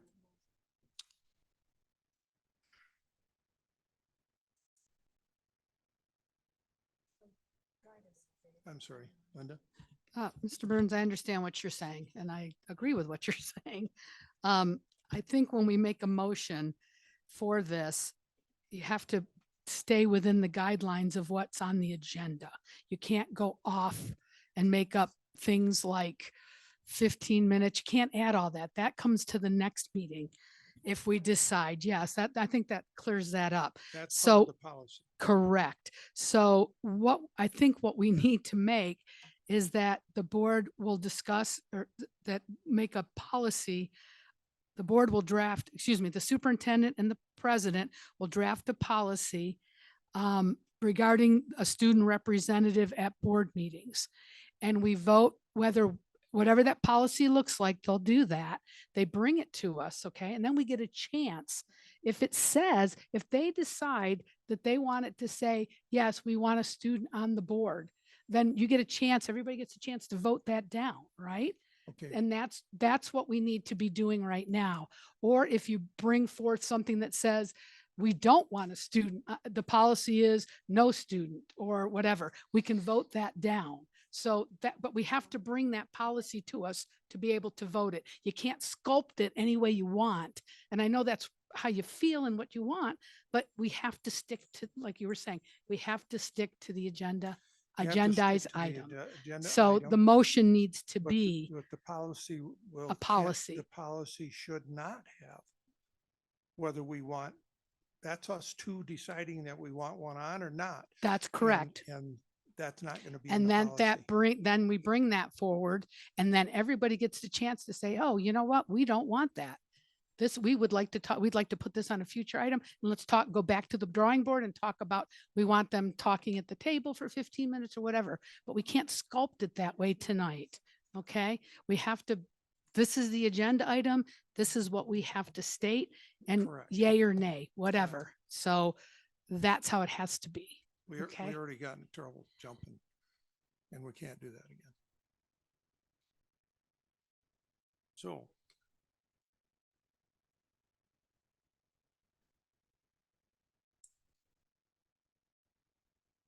We don't have a motion. Okay, but was it seconded? Yes, Catherine seconded. You second?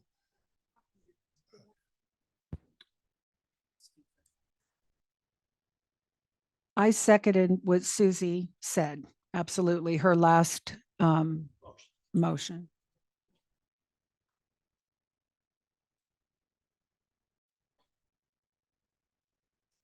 Why Okay. is this so hard? This is just like, I don't get Well, this. you're, No, well, what I'm trying to do is make sure, I'm just trying to make sure I'm not voting for something because You're of the not. verbiage You're here not. that I don't want to vote We're for. just giving So them- I'm just trying to be careful and I- really and I understand understand and, that. you know, so. And I understand that. And but we have Okay. to bring that forth and then we can vote Okay. against it. all right, Dave, just make a decision. okay, I'm confused as to what the motion was. yeah. Can you Been all over the place. motion? Do you have that one? I can tell you what it was. The motion was to not direct the president and the superintendent to create a board policy regarding student participation. Okay, So that means they're not gonna be sitting at the table for even 15 minutes. Nothing. That just means they're It- not we're going to not direct even them to make going a there. policy, but We're the still idea in the here is to policy just part. Right. table this by voting it down and then make a new motion. Then we make a new motion to discuss directing the president and the superintendent to make a policy regarding it, not necessarily that we've approved it, just that we want to make a policy that we can look at and discuss. Second. Well, no. No, let's just- you did make your motion. You said No, we you want to do can't. this and that. we have to That's rescind, her we have motion. to rescind this motion, or we have to just vote this motion down. All right, So just,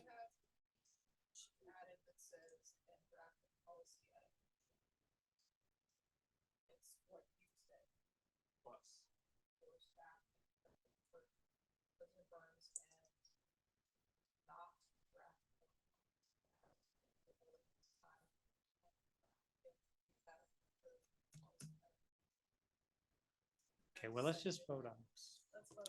So did you get my second on that then? Okay. okay. Got the motion. We have second. All in favor, say aye. Raise your hand. Aye. Opposed?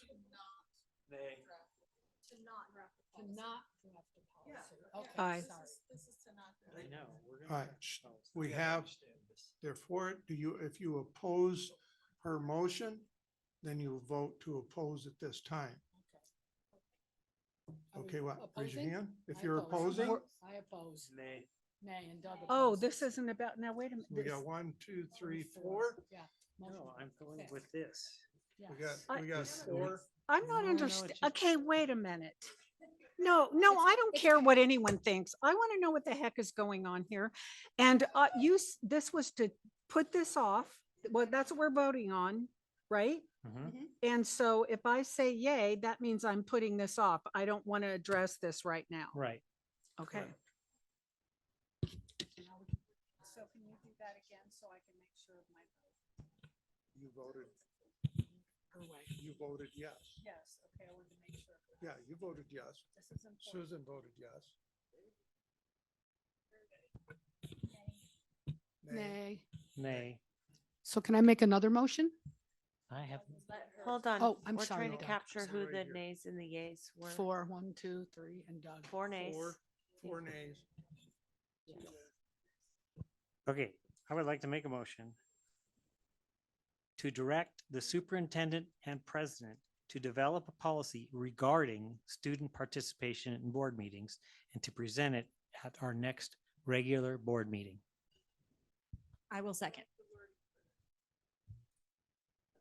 I think we've discussed this enough. Maybe we can just Okay, we vote. got a motion. Do we have a second? Second. I did. Second. Yes, I did. Sorry. Discussion. This is to draft something new at the next board meeting. Review. Well, I'm ready. Will you repeat that again?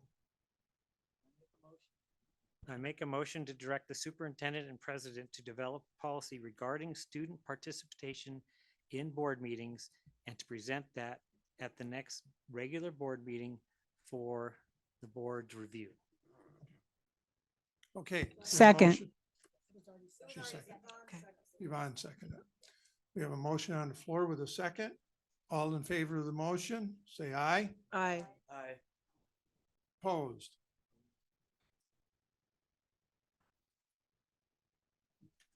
Unanimous. I'm sorry, I won't vote for anything I'm not sure of. I'll talk it to No, death. No problem. I don't care how it looks, how embarrassing it looks. I don't care. The beauty of this is the fact that we didn't just have an open meeting. Well, yeah, that's what I want to avoid all of that. Yeah, But I didn't want to vote in a way I didn't understand because it was like this. All right, 14, prioritizing agenda, placement and removal of possible items for future board meetings.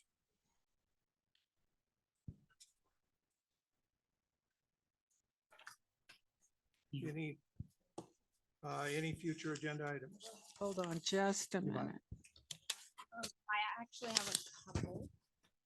I would like to propose a task force to look into more CTE programs, working with Cade Balagad and gathering more information about the possibilities and what is required and what's necessary, and gathering that information to bring back. I second. I'm so in favor of that. Okay, you got a second? Susan. Susan, Second. Susan. I want to be on that with you. Absolutely. I would like to, I believe we have to address for a future agenda item about Joey and next in the special meeting about the superintendent hire. Or Mhm. do we already, No, I think that's good. Mhm. Yeah, we didn't do that already. we need to do that, right? Yes. Yes, we need to So, revote. I'd like to put on the agenda for a special board meeting, which I believe we're talking about next Thursday. What's the date? 21st at 5 PM. Well, we're going to have a legal thing at 5, and then when that's done, we'll do the. So the meeting could start at, it might not take, it'll probably be 5:30, but anyway, for the purpose of this, we're going to say a special board meeting, the 21st at 5 PM to vote on hiring Ms. Dwyer for superintendent and actually, and the approval of her contract. And also legal. Were we going to do that at this? That's a different. Oh, That's a different I'll second. it. something. So someone has to. I'll second it. Doug. Linda, second. Okay, we got those two. Did you have another one? I do have another one. I would also like to create a task force to look into the possibilities of creating a daycare for all DCSD staff members to utilize at cost, no more, no less. What that would look like. We could possibly incorporate early childhood CTE into that. But I think it's something that we need to look into. I would make a suggestion that you get parents directly involved into that. It would not be for parents. So parents would not be, but staff, it would be for all staff members. I'd like to second that. So We used to have that here years ago. Like daycare for little ones. In here in the school Daycare for the teachers. for our teachers, And it was our staffed by the. all staff members in Douglas County. Okay. And you got, all right, Was there something else about Joey we had to do? Oh, you were, Yvonne, you want to bring up about voting on Joey's contract? Yes, I would like to make a motion that at the special board, do I do it at the special board meeting? yeah, these That could be a long- are not, no motions. What they are is they are Oh, okay, future future agenda agenda items. items. So Okay, the technical words is not as big a deal. okay. Well, Just that's good get to know. your, All point right. across. We'll I go would from there. like to suggest that we agendize listening and voting on legal contract. Listen to his, because he has a presentation, and I know he has a presentation, and would love to hear from him. Okay. So Anyone whether else? would we do that at our special board meeting or at our regular board meeting? No, regular. The president would Oh, make the they agenda. decide. They Okay. would make the agenda where it would be. Okay, thank you. Okay. Anyone else? Linda? Yes, I would like to look at some of the things that are on here already and maybe for removal, if possible. One I don't understand, and it's 3/4 way down. It was from Doug and Susan, a creation of a policy to address bylaw 070 item 11. I could not find that, and I'm not sure. No, we didn't do that. Can I speak to that? Yes, So you did, it I was, don't know it what was a it's- meeting up at the lake. okay, And the policy was revised to remove the language that gave guidelines to board members requesting district staff, making requests to district staff. So the reason why it was put on there is because years ago, there was there were board members that would request things of staff that would take hours for staff or days for staff to put together. So the thought of that was to limit the request to our staff. Yes, and time of our staff who have other jobs to do. So that's what that was about, and it just has not made it to the agenda. And- So you did revise bylaw 70. You're right, Ms. did. Jansen, you did do that, but that part was taken out, and then and it also says item 11, and I could not find item I think 11. because we were going to add an item 11 to that. Oh, okay, I didn't, We'd because have I to look I at, looked but I'm that up pre- and said, hey, that's not even there, so I didn't know I what think it that's was. why. I think it was to add item 11. So we could look at that and decide. Yeah, I'll have to look at that 070 again because I thought sure that we had that changed to what you said, We did. a limit of time and stuff. That's been in there. And I thought, sure, we left it in there. Mm-mm. It was removed. Okay, I'm sorry.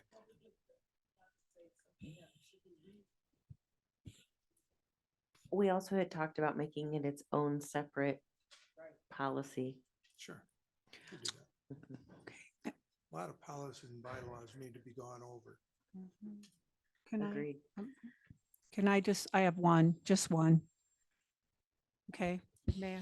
No, Hold Oh. on just a minute. So we're gonna bring that back on to the, We'll leave it. Okay. Okay, thank you. okay. Thank you for the clarification, Ms. Flyer. okay, I have one I'd like to put on. And presentation by Douglas County School District IT Director and John Ippolito regarding Infinite Campus and its safety features related to data security. May I ask a question about that? Mr. Burns? Yeah. Who's John Apolino?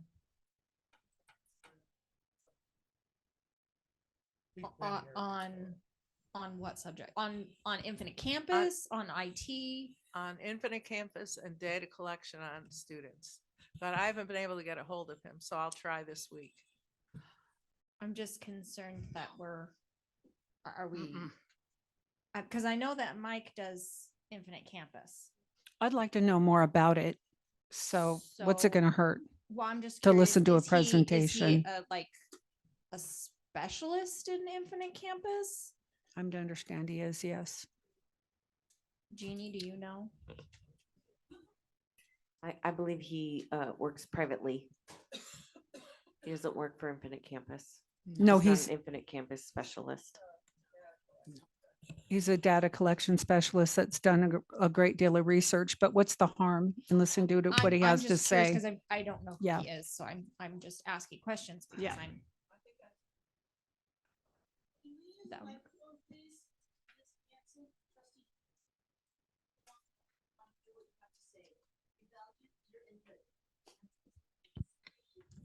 Thank you. I think I have some information that he gave me. I will find it to share with you. Thank you, Susan. Mr. Burns? Yes. That was one of the things I was going to bring up too.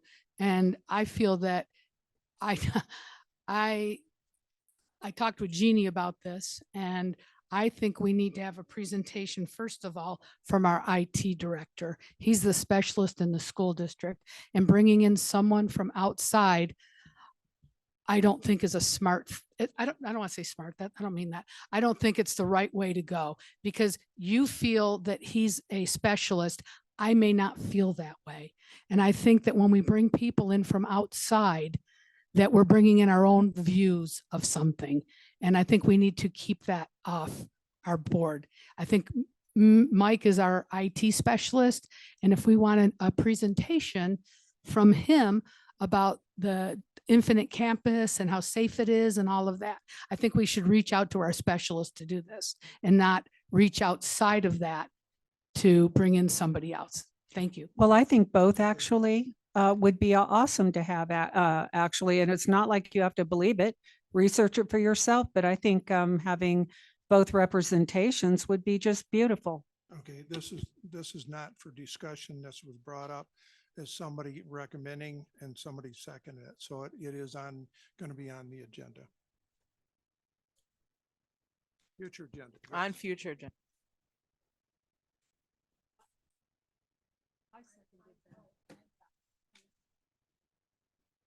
It's underneath the folder. Anybody else? Anyone else? I'm sorry, there's some things I'd like to talk about that are on here, that have been on here a really long time. One of them is, it was put on at the beginning here, and that's the creation of a policy that only students who are biologically female from birth can participate, and so on and so forth. Mr. Gilbert did talk about this, that he wanted to wait and see what happens. I think we can remove this, but it can also, if there comes a time where a 9th district or whatever comes forth, that we can always have a conversation about this. But I think our school district does a great job in working with our students, all of our students in this matter. So I'm just wondering if we can remove that as well. Thank you. I need a second, I guess. I don't know. I would second that.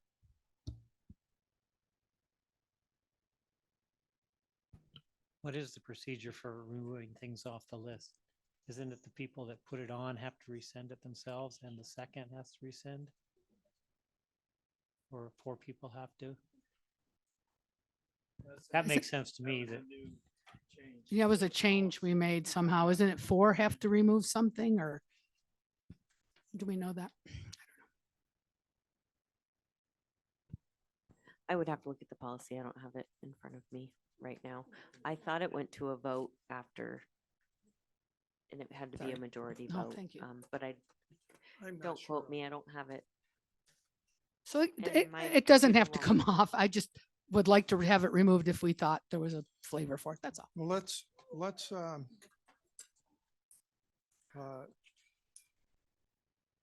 let's put that on for discussion for next month. And hopefully we've looked at those things and know how we're going to do it. I think it's a vote of 4 to remove something. I think it is, but I'm not sure. I'm pretty sure. And I know it's a vote of 4 to bring something back onto the agenda. Yes, I know that. That is true.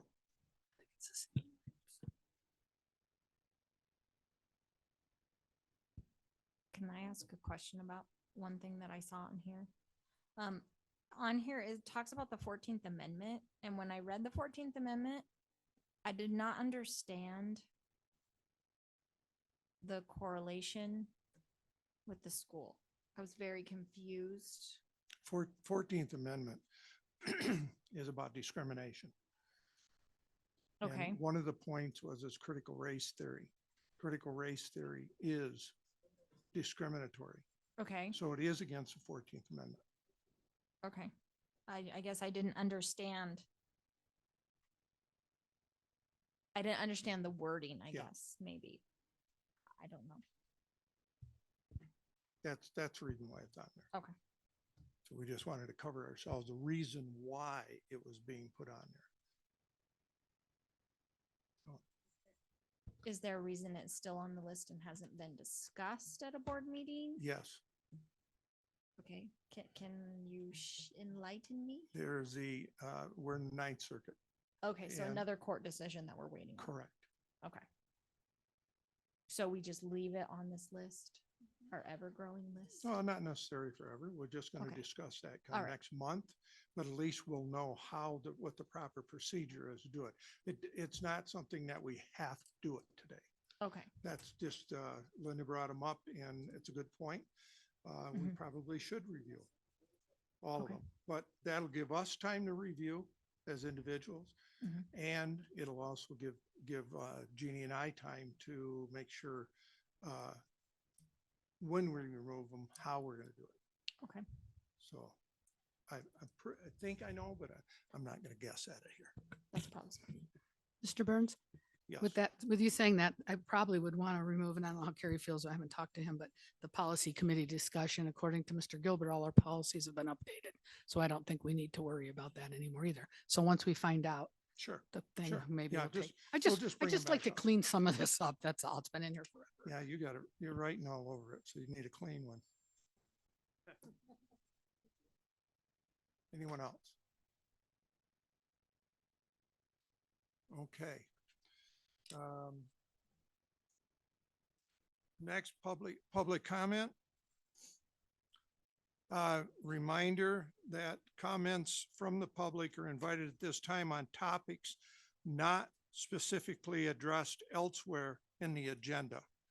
So it has to be not something that we've already discussed on the agendas.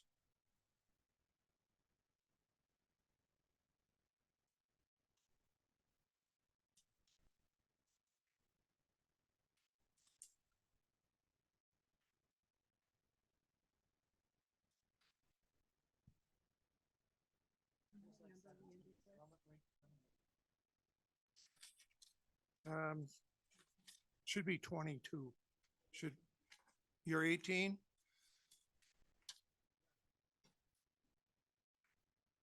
Oh, I'm sorry. Those were online.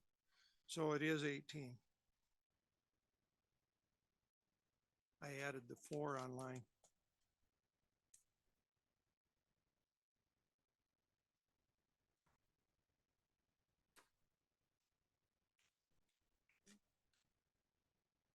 So we have number, soon as they get done there.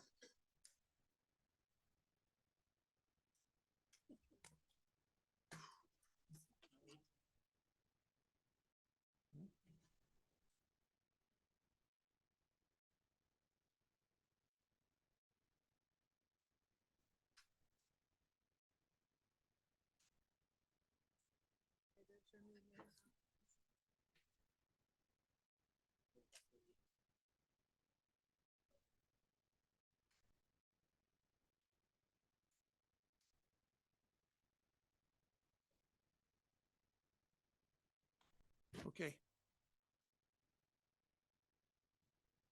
He has number 18. Number 19, et cetera, if you just want to get ready. Robert Houchin for the record. I have a question / suggestion. Rather than deciding to spend $500,000 on bleachers on the basis of a couple of observations from parents, students, or whoever, couldn't we spend $500 and have a certified building inspector take and give us a recommendation? Secondarily, with respect to gifted, I would like us to consider the fact that not all gifted students may be gifted with respect to academics. There's the arts, the music arts and the performing arts, and I would dearly love to see those things considered as well. Thank you for your attention. Thank you. Number 19.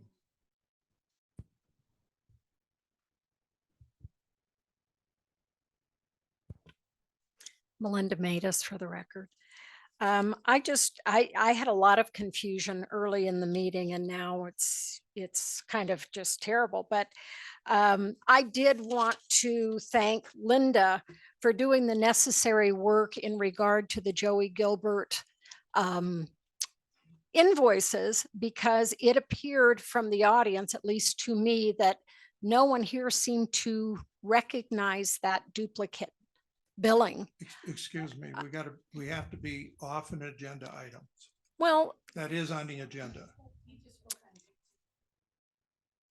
the fact of the matter is I think that she should be congratulated for working so diligently for the constituents of this community in catching errors that there was discussed that by Jeannie, the unfunded mandate. And if, let's just say, there's $2,600 a month that is caught in errors that we then get back into the budget, could then go to that situation. So I appreciate it. I thank you very much for catching it. And I think that's what you are all up there to do, is to manage the money of this community. Thank you. 21? No, 20. Oh, I'm sorry. Leslie Hokinson for the record. The way the agenda goes always has confused me, because you put one down and then the first thing you do to vote on is to change the order of it. So that's always been kind of confusing to me, and I brought it out before. I'd like the board, when setting up the agenda, to have anything that is being represented for the students, like number 12 from tonight, from today's list, to be first on the agenda. These kids need to have their issues addressed early. Yvonne Wagstaff asked Mr. Burns if he would, after you guys came back from your break, if they could move number 12 up. There were 5 students that have been sitting here for this whole thing. And no, you would not let it. You said it's only 3 things away. You're here to represent the students. I feel like not letting these students speak first is not representing them or respecting what they have to say. After what the nightmare that went on here for another 45 minutes that they had to wait, if they could have brought it up when the other gal requested it, they need to be heard. You're not letting them be heard. They have comments. They've been sitting here for how many hours, and you're not letting them be heard. Number 21?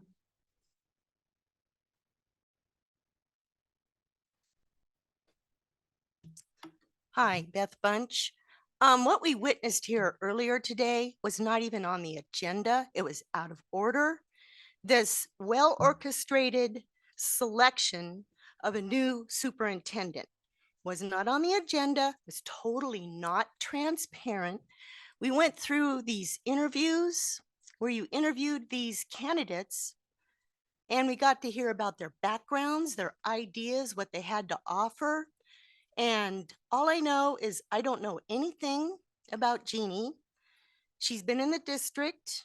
So are we going, I don't know, are we going for status quo?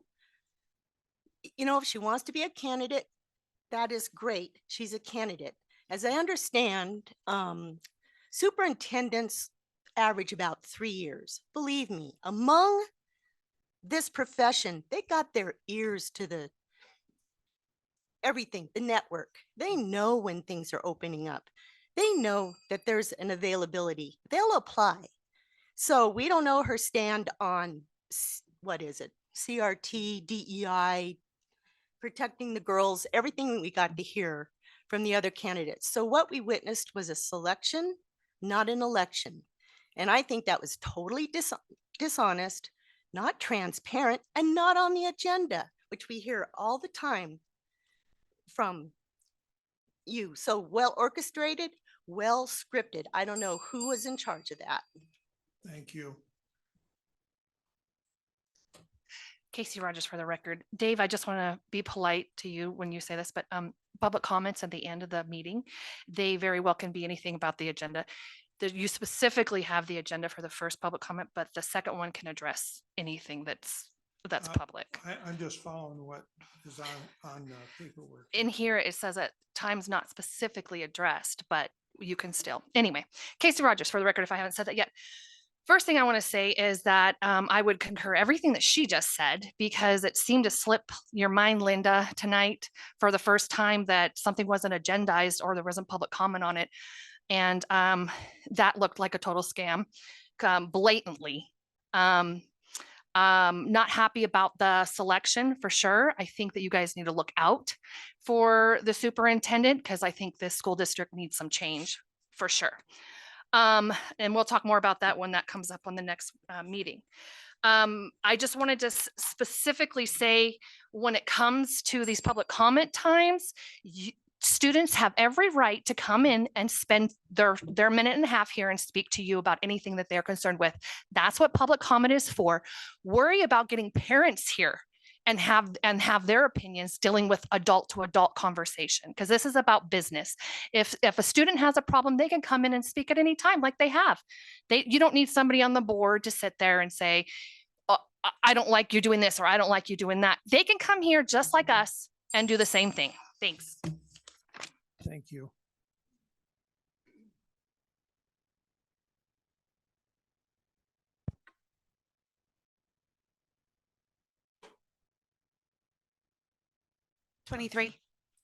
Erin Miller, for the record. I just want to say thank you for reinvesting allocated funds back to Wattell. We have growing sports programs. We're trying to bring back football, which we haven't had since prior to COVID. We had 3 volleyball teams for girls. We had 2 middle schools, 1 high school. They played independent. They only lost to Smith Valley. Our girls' sports are growing up at the lake. We've got softball. We've got kids wanting to play soccer. You know, so investing back into our locker rooms, investing back into our gymnasium. You know, we have boys basketball, we have middle school girls basketball. Potentially, we can even get high school girls basketball. It would be great to see our community grow and be able to be that source that people can come back to. You know, I'm part of Pop Warner. My kids do Pop Warner. My kids do football and cheer down here. It'd be great to have Friday night lights up at the lake. I mean, it would be beautiful to have that back up there, but we need the locker rooms. We need those ADA compliant bathrooms. So I'm so glad you guys reinvested the allocated funds back into our community up at the lake, and we'll see you up there next month. Thank you. 25. I'm sorry, 24. Allison Gray. First, I'd like to thank Karen Harper, Mopan Cox and Lagoy, Toyney McNada, Mark Rhodes, Corey Isherwood, Joe Gerdner, and of course Keith Lewis for their hard work and dedication to the students, parents, and teachers of this district. Unfortunately, we have lost them. The other item I wanted to discuss is this is from a Robert's Rules of Order forum through the University of Valparaiso. Is it true that the president can vote only to break a tie? No, it is not true. If the president is a member of the voting body, he or she has exactly the same rights and privileges as all other members have, including the right to make motions, to speak in debate, and to vote on all questions. Hopefully this will clear things up. It's unfortunate, since we're talking about how long these meetings go, that we spent 30 minutes discussing who can vote, and we spent over an hour trying to figure out how to draft a motion. Thank you.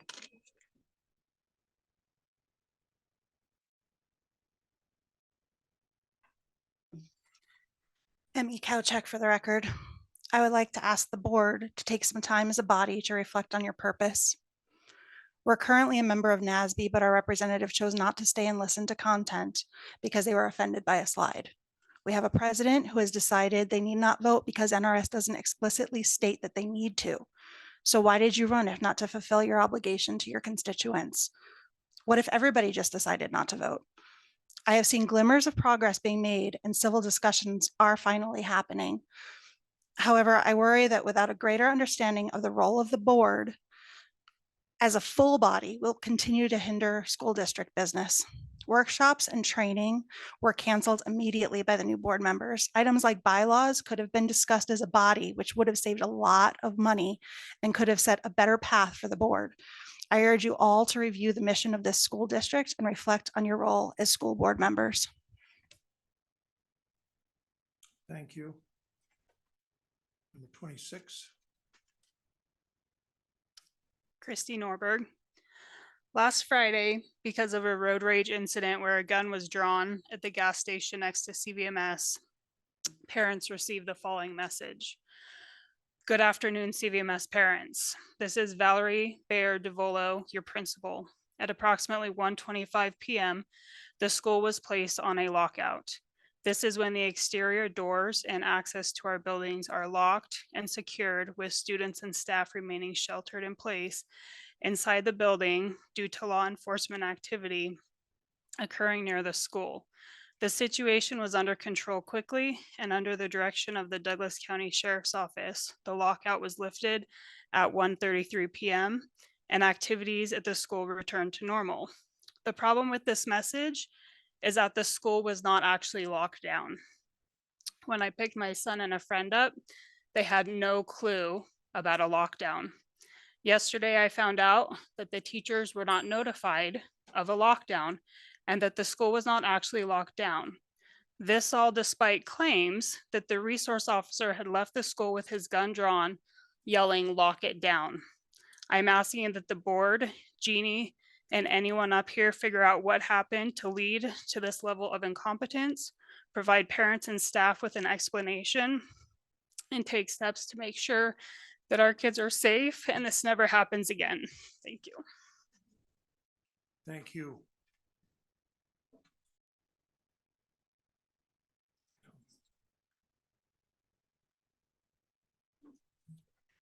Adrian Sawyer for the record, and I can actually second what she said, that my kids had no idea, my middle had no idea what was happening either. And I had to tell him when I picked him up.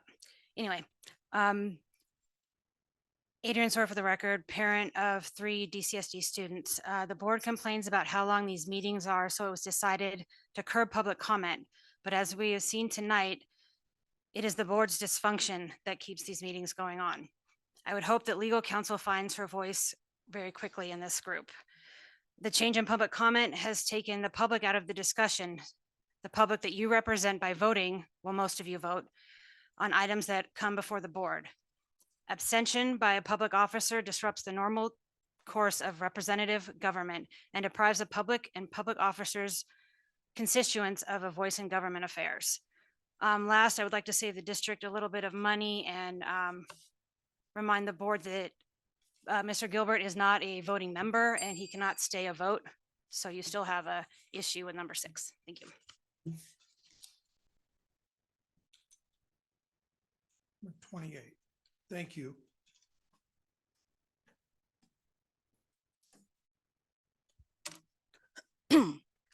May Hyatt. Earlier this evening at 5:50, President Burns openly chastised Trustee Wagstaff and Trustee Gilkerson regarding asking questions about invoices, telling them that they need to come prepared to the meetings. The irony of that all is there were many people here at this board meeting that weren't prepared. Legal counsel wasn't prepared to answer questions regarding contracts. They weren't prepared to answer questions about abstaining. It took you almost an hour to talk about agenda item number 5 and making motions. So it seems like there are lots of people who need to be prepared. Earlier this evening at 6:52, Trustee Wagstaff asked for a flexible agenda to bring up the student representative item number 12. President Burns said no. That was when the sun was still out. There were numerous times when President Burns abstained. And I just want to point out earlier in his tenure, he said, if you don't stand up and fight for something, you're fighting for nothing. Those are your words. So you've abstained multiple times. You're not representing your constituents when you abstain. You're not voting. You should vote. Thank you. Okay, thank you. Number 29. Okay. No No one else? Anybody online? No. Okay.